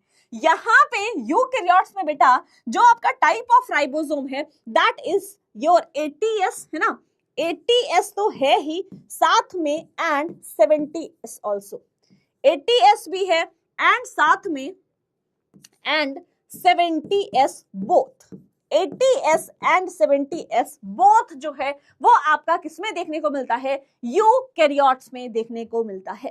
अब मैम यहाँ पे पहला आ गया 80s, ठीक है। 80s जो है वो आपका कहाँ कहाँ देखने को मिलता है। अच्छा पहले हम देख लेते हैं कि 80s मैम किसके सब यूनिट से मिलके बना होता है। तो मैम 80s हमारा बना होता है that is 60s plus 40s। 60s plus 40s होना तो 100 चाहिए था, लेकिन हुआ क्या आपका 80 हुआ। 60s जो है वो आपकी लार्ज सब यूनिट है, ये आपकी लार्ज सब यूनिट है। 40s जो है वो आपकी स्मॉल सब यूनिट है, वो आपकी स्मॉल सब यूनिट है, और मिलके ये क्या कर रही है, कंप्लीट राइबोसोम जो है वो आपकी 80s बना रही है, कंप्लीट राइबोसोम। डन है क्या? इतनी बात जो है वो डन है क्या? इतनी बात जो है वो डन है? यस और नो, यस और नो बताइए, क्या इतनी बात जो है वो डन है? ठीक है, डन है, हाँ जी, ठीक है। ये जो भी ना एक दूसरे की ये डिस्ट्रिक्ट विस्ट्रिक्ट पूछ रहे हैं, कहां से हो कहां से नहीं हो, ये सारे के सारे है ना, इनको ब्लॉक कर दिया जाएगा बेटा, ब्लॉक कर दिया जाएगा, ब्लॉक कर दो इनको। कौन कौन है ये जो भी पूछ रहा है, कौन कहां से है ना, कौन कहां से है? तुम पूरा के पूरा क्या रजिस्टर लेके बैठे हो क्या? कौन कहां से है, कौन से डिस्ट्रिक्ट से है? क्या करोगे डेटा का, बताओ क्या करोगे डेटा का? ठीक है, डन है, चलिए ठीक है। नेक्स्ट देखो, नेक्स्ट मैं बात कर रही हूं जो 80s राइबोसोम है, 80s ribosomes are present in cytoplasm. कहां पे होती हैं? साइटोप्लाज्म में होती हैं, and also on rough endoplasmic reticulum. कहां पे होती हैं? और साथ में रफ एंडोप्लाज्मिक रेटिकुलम पे होती हैं, रफ एंडोप्लाज्मिक रेटिकुलम में होती हैं। ठीक है, समझ में आया, समझ में आया। हमने क्या बोला? हमने बात की बेटा, हमने बात की कि यहाँ पे जो आपकी 80s राइबोसोम है यूकैरियोट्स में, वो आपकी एक तो साइटोप्लाज्म में होगी, साइटोप्लाज्म के अलावा कहाँ पे होगी? रफ एंडोप्लाज्मिक रेटिकुलम में होगी, और साथ में कहाँ पे होगी? And also on outer nuclear membrane, outer nuclear membrane. अभी तुम्हें लग रहा होगा कि मैम बोल रही हैं आउटर न्यूक्लियर मेम्ब्रेन, बाहर जो न्यूक्लियर मेम्ब्रेन, दो थी ना न्यूक्लियर मेम्ब्रेन, तो जो बाहर वाली है उसमें भी आपकी 80s राइबोसोम होती है। ठीक है मैम, सेंट्रीफ्यूगेशन से कैसे प्रूव हुआ? बेटा सेंट्रीफ्यूगेशन जो है वो आपकी एक टेक्निक है ना, जिसमें हम क्या करते हैं, सेल डाला, मैंने क्या किया, सेल पूरा टिश्यू था उसको मैंने क्या कर दिया, उसको यू कैन से पूरा के पूरा डाला, तो उसमें आपके डिफरेंट सेल्स जो थे चूर चूर हो जाएंगे पूरे, तो उसमें से सेल के अंदर डिफरेंट कंपोनेंट्स होंगे, डीएनए भी होगा, आरएनए भी होगा, प्रोटीन्स भी होंगी, ऑर्गेनल्स भी होंगी। जितना उनका डेंसिटी है या जितना उनका साइज है, एक्चुअल में सेडिमेंटेशन कोएफिशिएंट जो है इनडायरेक्ट मेजर होता है डेंसिटी और साइज का। ठीक है, तो उसके अकॉर्डिंग जो है वो आपका सेडिमेंट हो जाता है, नीचे बैठ जाता है। अब हमने क्या किया, अलग अलग से जब उनको सेडिमेंट किया तो इस रेशो पे जो है वो सेडिमेंट हुए, साथ में किया तो वो आपका कितने पे हुआ? 70s पे हुआ। दैट इज वाई हम बोलते हैं दैट 50s और 30s जो है वो 70s हो जाता है। ठीक है, अब हम यहाँ पे बात कर रहे हैं, मैंने बोला कि जो 80s है वो आपका 60s और 40s दो सब यूनिट्स का मिलके बना होता है। 80s राइबोसोम्स कहाँ कहाँ पाई जाएंगी बेटा? साइटोप्लाज्म में, उसके बाद रफ एंडोप्लाज्मिक रेटिकुलम में, और आउटर न्यूक्लियर मेम्ब्रेन पे भी होती हैं। कहाँ पे होती हैं? आउटर न्यूक्लियर मेम्ब्रेन पे भी होती हैं। क्या इतनी बात जो है वो समझ आई है? यस और नो? ठीक है, आउटर न्यूक्लियर मेम्ब्रेन पे भी होती है। अब बच कौन गया? 80s की हमने बात कर ली, 70s भी यूकैरियोट्स में प्रेजेंट है, यूकैरियोट्स में 70s भी प्रेजेंट है। तो 70s कहाँ कहाँ पाया जाएगा? 70s present in mitochondria and chloroplast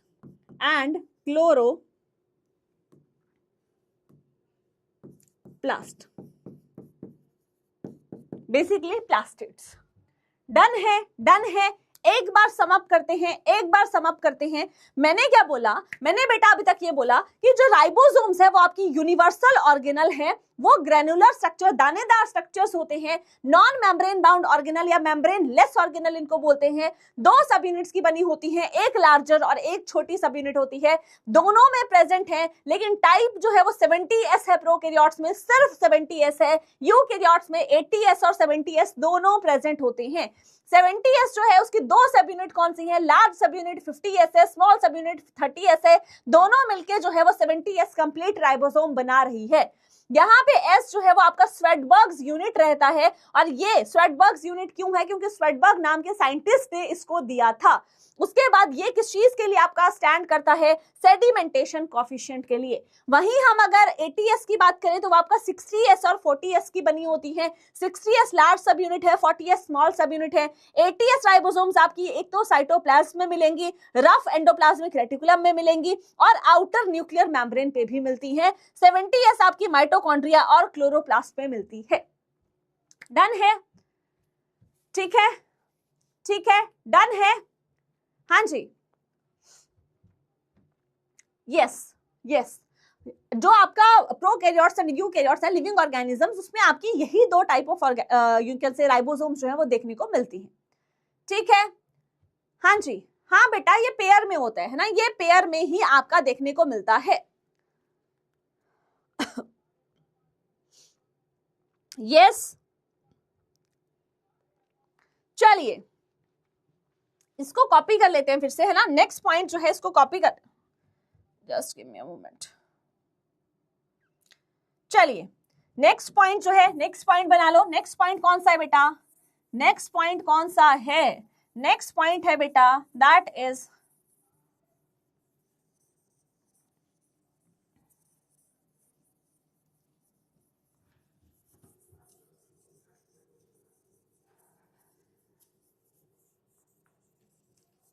next point है तुम्हारा सेल वॉल।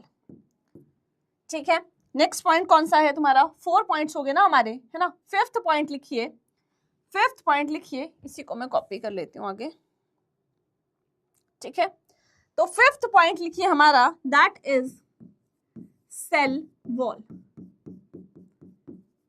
सेल वॉल जो है, बताइए मुझे, सेल वॉल बेटा किस में पाई जाएगी?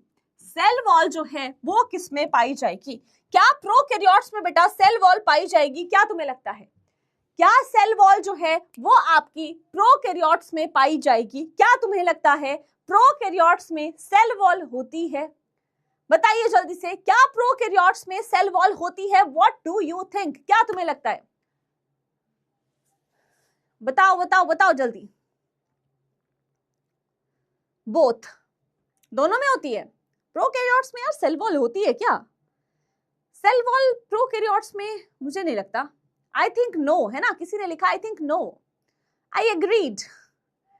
ठीक है, नो नहीं होती है ना, बिल्कुल नहीं होती है, बिल्कुल नहीं होती है। ठीक है, गलत है ना बेटा। प्रोकैरियोट्स में cell wall is present, cell wall is present, present except, present except, यहां पे एक एक्सेप्शन है, और वो एक्सेप्शन कौन है? वो एक्सेप्शन है तुम्हारा प्यारा माइकोप्लाज्मा। ठीक है, माइकोप्लाज्मा को छोड़ के, है ना, माइकोप्लाज्मा को छोड़ के, माइकोप्लाज्मा को छोड़ के बेटा सब में आपके प्रोकैरियोट्स में सेल वॉल देखने को मिलती है। सेल वॉल जो है वो देखने को मिलती है।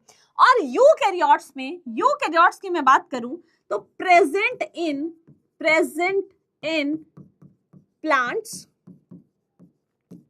फंजाई, ठीक है, फंजाई, है ना, इनमें जो है वो आपकी देखने को मिलती है। प्लांट्स में भी होती है, फंजाई में भी होती है। ठीक है, ये प्लांट सेल है बेटा प्रोकैरियोट्स में। प्लांट में तो होती है, फंजाई में भी होती है ना, लेकिन जो तुम्हारे प्रोकैरियोट्स हैं, बैक्टीरिया है, बैक्टीरिया में भी सेल वॉल होती है, except for the mycoplasma, except for the mycoplasma. ठीक है, डन है। सेल वॉल का फीचर भी हमने कर लिया। अब नेक्स्ट फीचर जो है वो आ जाता है, that is well defined nucleus. क्या आ जाता है? Well defined nucleus. क्या वेल डिफाइंड न्यूक्लियस जो है वो आपका पाया जाएगा? वेल डिफाइंड न्यूक्लियस जो है वो आपका पाया जाएगा प्रोकैरियोट्स में। क्या आपको लगता है वेल डिफाइंड न्यूक्लियस क्या आपका प्रोकैरियोट्स में बेटा पाया जाएगा?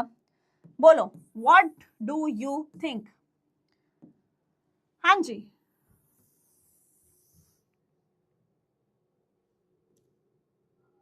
बोलो बोलो बोलो, जल्दी बोलो। क्या तुम्हें लगता है वेल डिफाइंड न्यूक्लियस पाया जाएगा? यस और नो? मुझे तो नहीं लगता यार।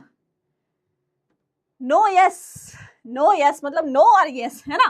तो यहाँ पे हम कर देते हैं दैट इज एब्सेंट, यहाँ पे बेटा एब्सेंट होता है, यहाँ पे वो क्या हो जाएगा? प्रेजेंट हो जाएगा। यहाँ पे क्या हो जाएगा? प्रेजेंट हो जाएगा। ठीक है, डन है बात। क्या यहां तक की बातें जो है वो सारी तुम्हें समझ आ गई हैं? तुम्हारे यहाँ पे दिमाग में जा चुकी हैं? जा चुकी हैं तो जल्दी से लिख दीजिए यस।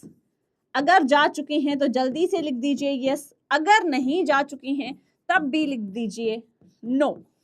ठीक है, तब यस नहीं लिखना है, तब लिखना है बेटा नो।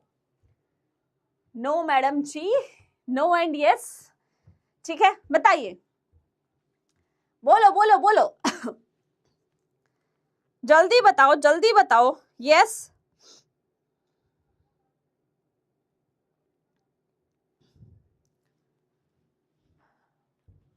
क्या बोल रहे हो? क्लियर है? नो? कौन लिख रहा है no? Yes but no. Doubt कहाँ है ये बताओ, डाउट कहाँ है? कहाँ पे डाउट है यार ये बताओ? मतलब अभी तो हम बहुत बेसिक पढ़ रहे हैं, कहाँ पे डाउट है तुम्हें? यस एंड यस, नो तो मैंने बोला ही नहीं। अच्छा, तुम यहाँ पे नो की बात कर रहे हो, यहाँ पे नो की बात कर रहे हो। ठीक है, मैं तुमसे ये पूछ रही हूँ, अभी ये पूछ ही नहीं रही हूँ, मैं तुमसे पूछ रही हूँ डाउट है, क्लियर है या डाउट है, ये बताओ पहले। क्लियर है तो CLR with a green heart और विद अ रेड हार्ट और विद एनी हार्ट, और अगर नहीं क्लियर है तो बता दो यार। अगर नहीं क्लियर है तो बता दो, जल्दी से बता दो। यस, क्लियर है या नहीं है? CLR है, बहुत इजी है यार ये तो।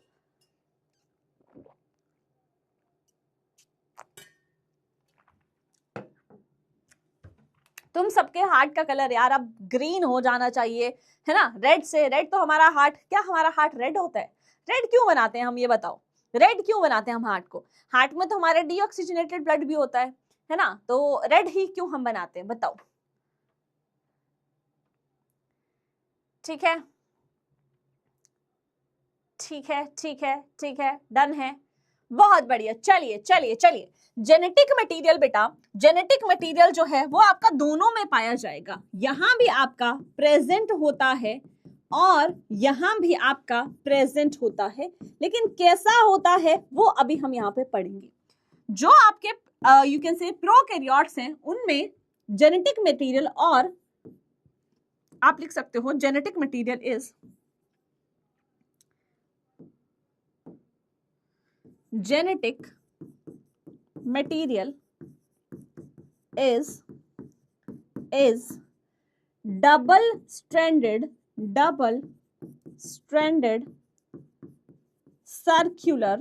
circular DNA located in a region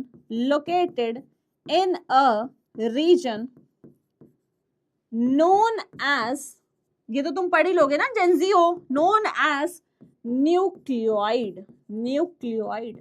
ठीक है, और कैसा होता है बेटा? डबल स्ट्रैंडेड है, मतलब ऐसे तुमने एक धागा बना लिया, सर्कुलर भी है, फिर तुम ऐसा दूसरा धागा बनाओगे, ऐसा कुछ जो है वो तुम्हें देखने को मिलता है। कहाँ पे, है ना? ऐसा कुछ तुम्हें देखने को मिलता है। कहाँ पे मैम हमें देखने को मिलता है? ये तुम्हें प्रोकैरियोट्स में देखने को मिलता है। तो प्रोकैरियोट का जेनेटिक मटेरियल कैसा है? डबल स्ट्रैंडेड है, दो धागे हैं, एक सर्कुलर है, गोलेदार है। सर्कुलर मतलब दोनों एंड्स मिले हैं। मान लीजिए मैंने ऐसे दो धागे बना दिए, यहां भी दो धागे बना दिए, लेकिन इन दोनों धागों का मैंने पूरा के पूरा दोनों एंड मिला दिए, सर्कुलर बन गया। दोनों एंड नहीं बनाए तो क्या बन गया? आपका लीनियर बन गया। ठीक है, तो ये डिफरेंस है। अब ये जो है एक रीजन में लोकेटेड है, जिसको हम क्या बोल रहे हैं बेटा? न्यूक्लियोइड बोल रहे हैं। ठीक है, तो अब ये जो न्यूक्लियोइड है ये जो आपका न्यूक्लियोइड है ना बेटा, ये कैसा रीजन है? Nucleoid is not bounded by any membrane, है ना, किसी भी मेम्ब्रेन से बाउंडेड रीजन ये नहीं है। ऐसा नहीं है कि एक स्पेसिफिक रीजन है, हमें अलग अलग दिख रहा है कि यार ये जो है न्यूक्लियोइड है ना, ये आपका नॉन मेम्ब्रेन बाउंड रीजन होता है, ये आपका मेम्ब्रेन बाउंड रीजन नहीं है, ठीक है। इसी को हम क्या बोलते हैं? न्यूक्लियोइड बोलते हैं। तो आपका जब हम प्रोकैरियोट्स पढ़ेंगे ना, तब मैं तुम्हें स्ट्रक्चर जब समझाऊंगी, स्ट्रक्चर जब हम बनाएंगे, तब हम देखेंगे कि यार जेनेटिक मटेरियल जो है कहीं किसी मेम्ब्रेन से बाउंड नहीं है, लेकिन जहां पे जिस जगह पे प्रेजेंट है उसको हमने क्या बोल दिया? न्यूक्लियोइड बोल दिया। जैसे कि मान लो मैं तुम्हें एक एग्जांपल देती हूं। यहाँ पे मैंने क्या लिखा है? यहाँ पे मैंने लिख दिया, किसका नाम लिखूं? ठीक है, कौन है? कनक है ना। एक मैंने ये लिख दिया कनक, और किसका नाम लिख दिया?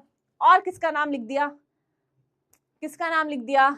और कौन है? हर्षित, ठीक है। कनक का लिख दिया और यहाँ पे हर्षित का लिख दिया, कनक का लिख दिया और हर्षित का लिख दिया।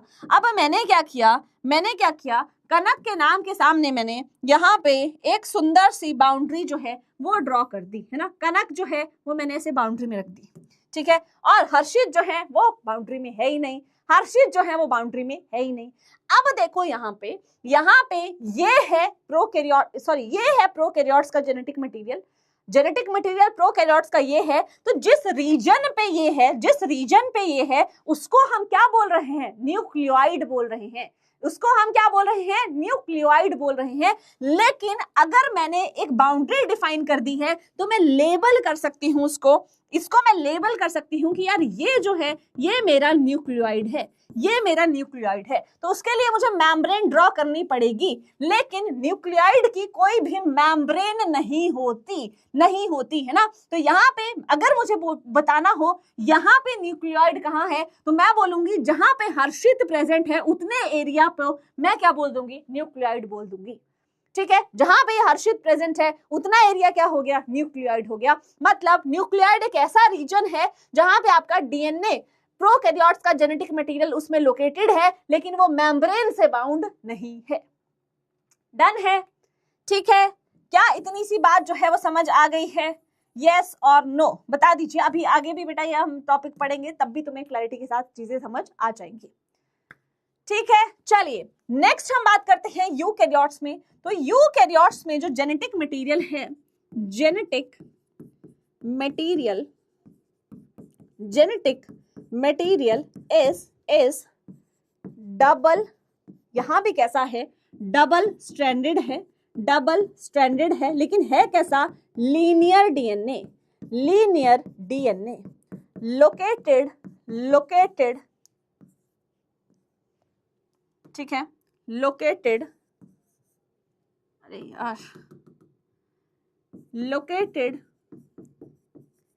in a dense membrane bound region,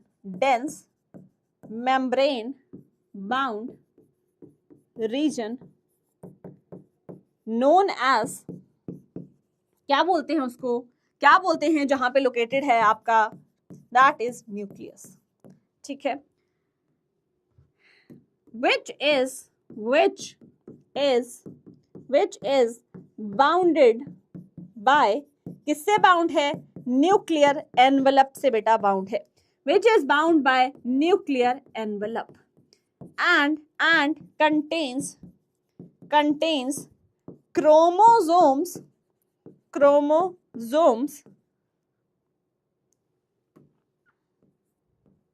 which actually contains DNA, ठीक है। अब देखो क्या है, लिख लिया? अब देखो क्या है यूकैरियोट्स में। क्या है यूकैरियोट्स की मैं बात कर रही हूं। तो जो जेनेटिक मटेरियल है वो कैसा है? जेनेटिक मटेरियल जो है यूकैरियोट्स का जेनेटिक मटेरियल कैसा है? मैम मैंने बोला डबल स्ट्रैंडेड है लेकिन लीनियर है ना। डबल स्ट्रैंडेड है मतलब दो धागे जो हैं वो तो आपको देखने को मिलेंगे। दो धागे जो है ना बेटा वो तो देखने को मिलेंगे, लेकिन वो दो धागे जो हैं वो आपके आपस में उनके एंड्स जो हैं वो जुड़े नहीं हैं। लीनियर डीएनए जो है, डबल स्ट्रैंडेड लेकिन लीनियर डीएनए जो है वो आपका देखने को मिलता है। और वो कहां पे लोकेटेड है? एक डेंस मेम्ब्रेन बाउंड रीजन है। कितनी मेम्ब्रेन है? 2 मेम्ब्रेन है, ठीक है। और उसको क्या बोलते हैं? न्यूक्लियस बोलते हैं। और न्यूक्लियस जो है वो आपका बाउंडेड है, मैंने बोला ना बाउंडेड है किससे? न्यूक्लियर एनवेलप से। न्यूक्लियर एनवेलप क्या है? अल्टीमेटली आपके आउटर और इनर मेम्ब्रेन मिलके क्या बनाती हैं? न्यूक्लियर एनवेलप बनाती हैं। और वो न्यूक्लियर एनवेलप के अंदर प्रेजेंट क्या होता है? क्रोमोसोम्स, जिनके अंदर एक्चुअली डीएनए आपका पाया जाता है। डन है? क्या यहां तक की चीजें जो हैं वो आपको समझ आ गई? क्या जेनेटिक मटेरियल तक की चीजें जो है वो बेटा आपको समझ आ गई हैं? जल्दी से मुझे बता दीजिए, बोलो जल्दी बताओ, जल्दी बताओ। यस, ठीक है, डन है।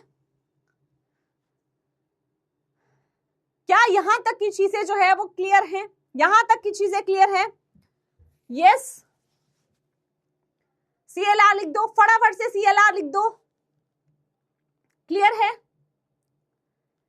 क्लियर है? चलिए, बहुत बढ़िया, बहुत बढ़िया, बहुत बढ़िया, बहुत बढ़िया, बहुत बढ़िया। चलिए, अब हमने क्या पढ़ना है? अब हमने क्या पढ़ना है ना? ये तो हमारा ऑलरेडी हो गया। चलिए, अब हमने पढ़ना है ना बेटा, दैट इज, एक साइड लिख लीजिए प्रोकैरियोट्स, सॉरी एक साइड सॉरी यूकैरियोट्स की ही हम बात कर रहे हैं।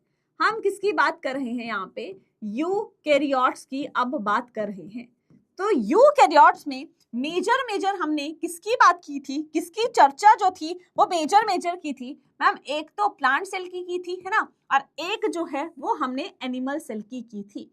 एक हमने प्लांट सेल की थी और एक जो है वो हमने एनिमल सेल की थी। ठीक है, यस और नो बताओ। अरे यार, टास्क है इसको प्रॉपरली, है ना।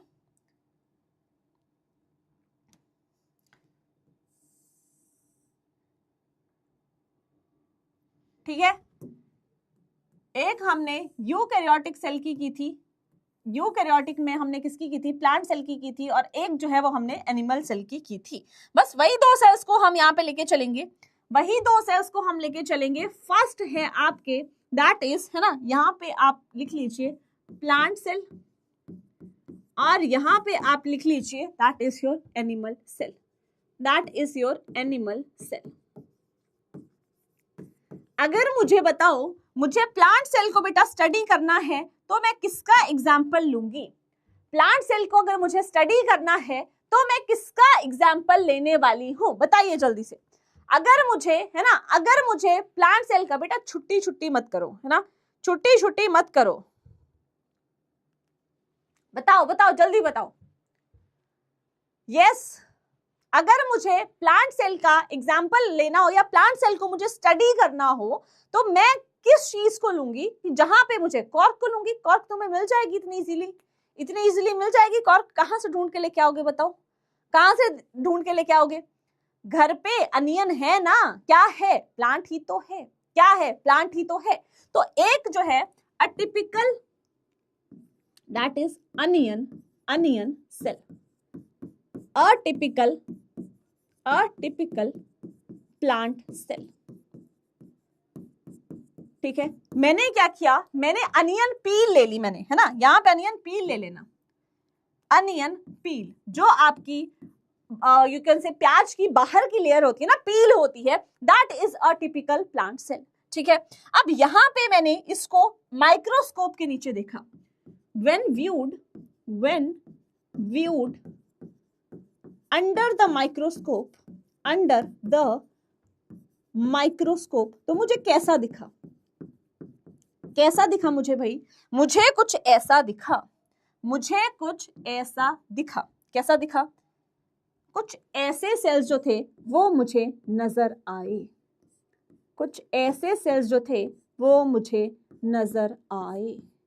ठीक है। जब मैंने क्या किया, अनियन सेल को माइक्रोस्कोप के नीचे देखा, अनियन पील से उसका छोटा सा टुकड़ा लिया और उसको माइक्रोस्कोप के नीचे देखा, तो मुझे क्या नजर आया? कुछ ऐसे सेल्स जो थे वो मुझे नजर आए। ठीक है। अब इसके बाहर यहाँ पे और क्या चीज प्रेजेंट थी, क्या चीज प्रेजेंट थी, है ना, यहाँ पे क्या चीज प्रेजेंट थी मैम, कुछ ऐसी चीज जो थी वो प्रेजेंट थी, है ना, ऐसी चीज जो थी वो प्रेजेंट थी, कुछ ऐसी चीज जो थी वो प्रेजेंट थी। क्या बना रही हूं मैं, क्या बना रही हूं मैं, है ना मैम, हमें तो नहीं पता ये कैसी ड्राइंग कर रहे हो आप, हमने तो ऐसी ड्राइंग नहीं की है मैम, है ना, हमने तो ऐसी ड्राइंग नहीं की है मैम, ये आप क्या ही बना रहे हो मैम। ऐसा बोल रहे होंगे बहुत सारे बच्चे, बट बेटा ये क्या बन रहा है, क्या बन रहा है, तुमने तो देखा भी होगा ना यार, तुमने एक्सपेरिमेंट भी किया होगा, किया है या नहीं किया है पहले तो बता दो। श्योर तो मैं नहीं हूं कि तुमने किया होगा, है ना, श्योर तो मैं नहीं हूं कि तुमने किया होगा, लेकिन व्हाट इज दिस, क्या है ये, क्या है ये। अब देखो बाहर जो है ग्रीन कलर की, ये है आपकी सेल वॉल, क्या है, सेल वॉल। अंदर है व्हाइट कलर की, वो क्या है आपकी सेल मेम्ब्रेन, क्या है, सेल मेम्ब्रेन। उसके बाद अंदर ये येलो कलर का क्या है, this is nucleus, this is nucleus.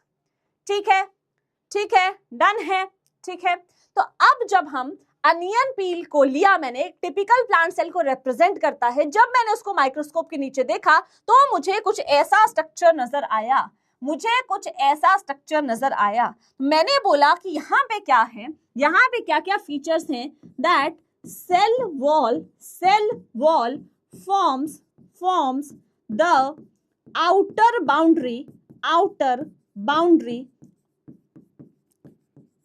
In plant cell, in plant cell.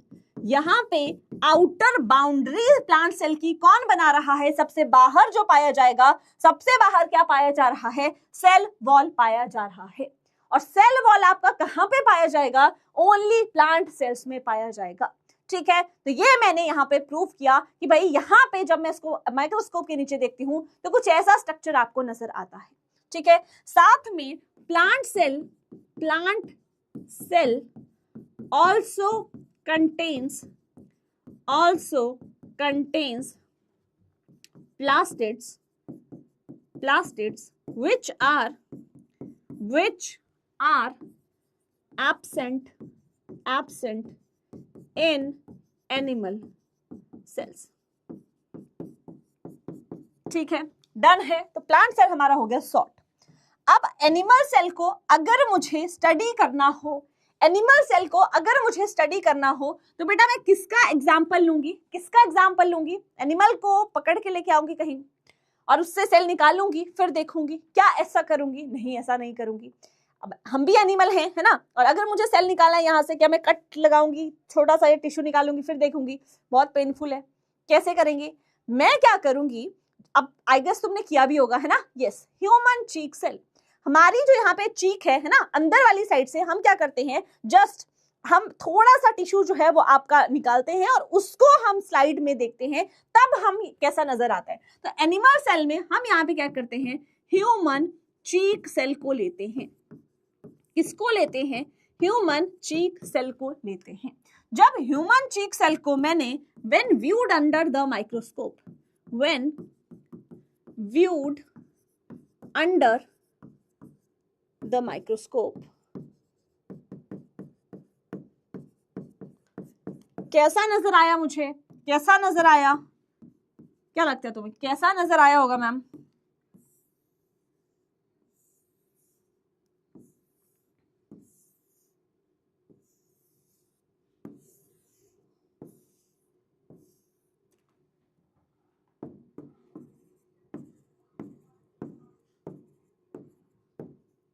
कुछ ऐसा नजर आया, ठीक है, कुछ ऐसा नजर आया, ठीक है, कुछ ऐसा नजर आया। तो इसमें हमें क्या देखने को मिल रहा है मैम, इसमें बाहर वाली ये हमारी सेल मेम्ब्रेन है, ये हमारी सेल मेम्ब्रेन है, और ये हमारा जो व्हाइट कलर का है ये हमारा न्यूक्लियस है। न्यूक्लियस ऐसा नहीं है कि मैम ने वहां पे येलो बनाया है तो येलो कलर का होगा प्लांट्स में।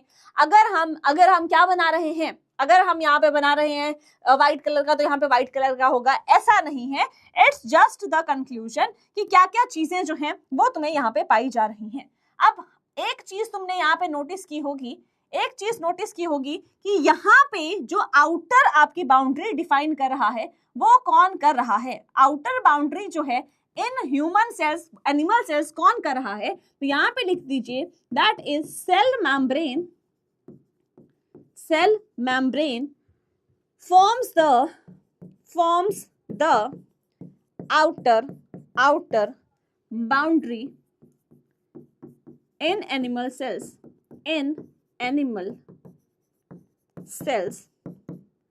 that is एक वर्ड है एनसीईआरटी का, the delimiting structure, ठीक है। जो आउटर बाउंड्री है वही क्या है आपका? डीलिमिटिंग स्ट्रक्चर। कौन सी ऐसी चीज है जो किसको रेस्ट्रिक्ट कर रही है, मतलब आउटर बाउंड्री कौन बना रही है? सेल मेम्ब्रेन बना रही है। किसके केस में? एनिमल सेल्स के केस में, ठीक है, एनिमल सेल्स के केस में।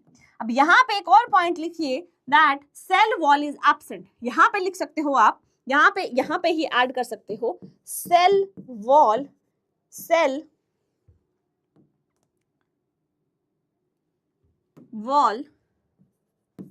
इज एब्सेंट, ठीक है, सेल वॉल इनमें एब्सेंट होती है, ठीक है। और यहां पे लिख लीजिए animal cells contain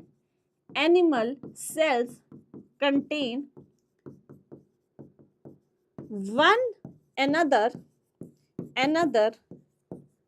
non-membrane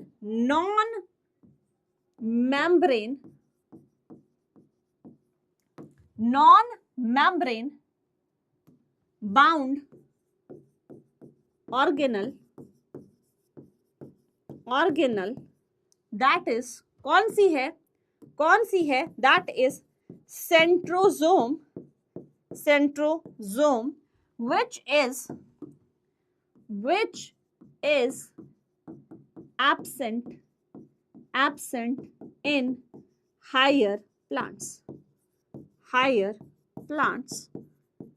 and it helps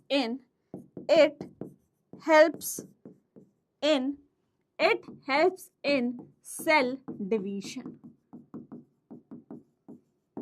ठीक है। डन है। हमने क्या क्या पढ़ा अभी तक? हमने क्या क्या पढ़ा कि प्लांट सेल में, टिपिकल प्लांट सेल जो है वो अनियन पील है। जब मैं उसको माइक्रोस्कोप के नीचे देखूंगी तो कुछ ऐसा दिखेगा जिसमें सेल वॉल होगी, सेल मेम्ब्रेन होगी, न्यूक्लियस होगा और भी चीजें होंगी। लेकिन आउटर मेम्ब्रेन की मैं यहाँ पे बात कर रही हूँ, तो सेल वॉल जो है वो आपकी आउटर मेम्ब्रेन फॉर्म कर रही है in case of what? In case of plant cells, है ना। तो प्लांट सेल्स में और क्या होता है? प्लास्टिड होता है जो कि एब्सेंट होती है एनिमल सेल्स में। वहीं मैं अगर एनिमल सेल की बात करूं तो ह्यूमन चीक सेल है, वो मेरा रिप्रेजेंट करता है एनिमल सेल को। जब मैं इसको माइक्रोस्कोप के नीचे देखूंगी कुछ ऐसा स्ट्रक्चर मिलेगा कि सेल मेम्ब्रेन, न्यूक्लियस प्रेजेंट है, सेल वॉल जो है वो आपकी एब्सेंट है। तो सेल मेम्ब्रेन जो है वो आपका क्या डिफाइन कर रही है, क्या फॉर्म कर रही है? That is the outer boundary, है ना। सेल मेम्ब्रेन जो है वो आउटर बाउंड्री फॉर्म कर रही है एनिमल सेल्स में, that is the delimiting structure.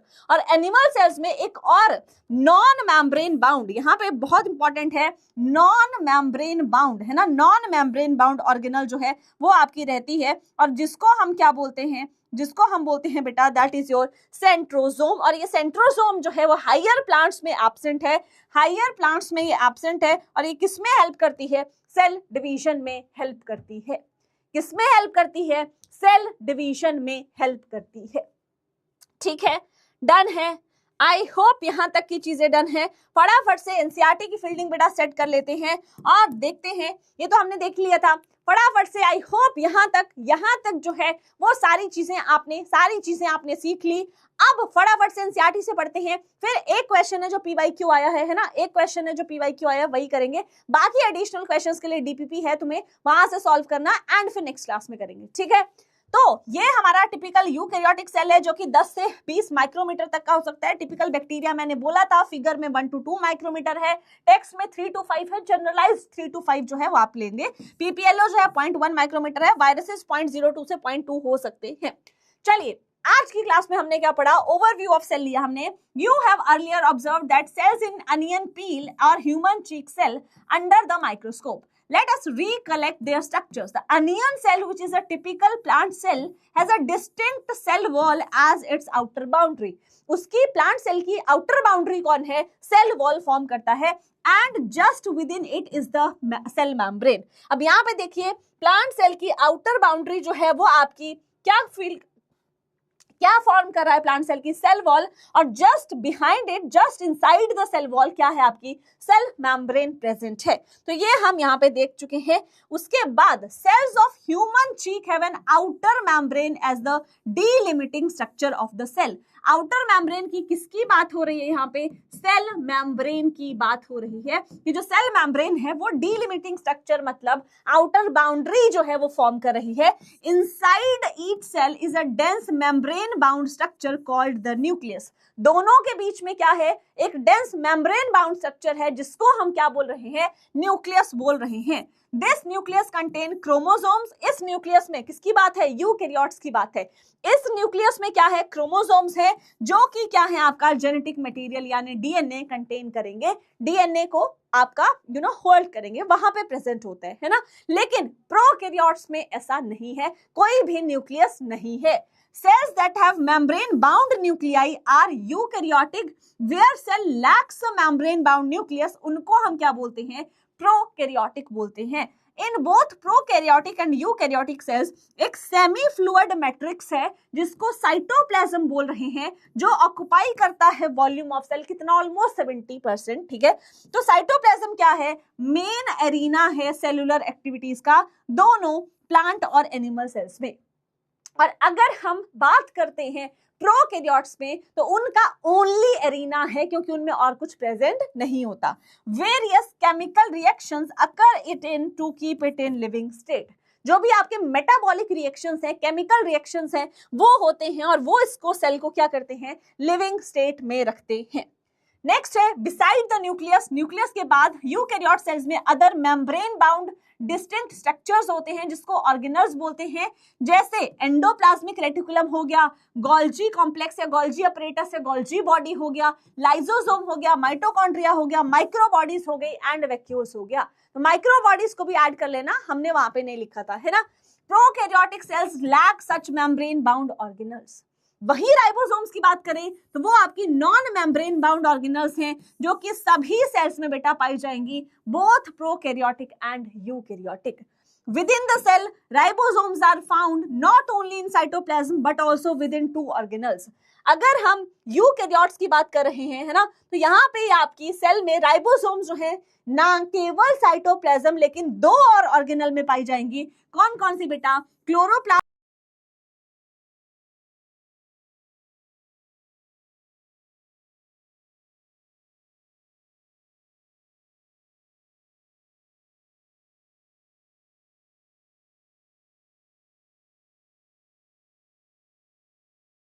सांगा में इतना ये तो तू जानता रह अभी तो ढेर जानता रह अभी तू ओकरे बारे में ये जानता तू कि का बताओ जानता बता तूने ओकरे ना बारे में जानत तो तू ना जानत बताओ जितना खाली जानत न उतना तू जानत थे हम मिठो तर ना जानिले जितना मैं जानता था तू जानता रहे कौन सी रे यहाँ पर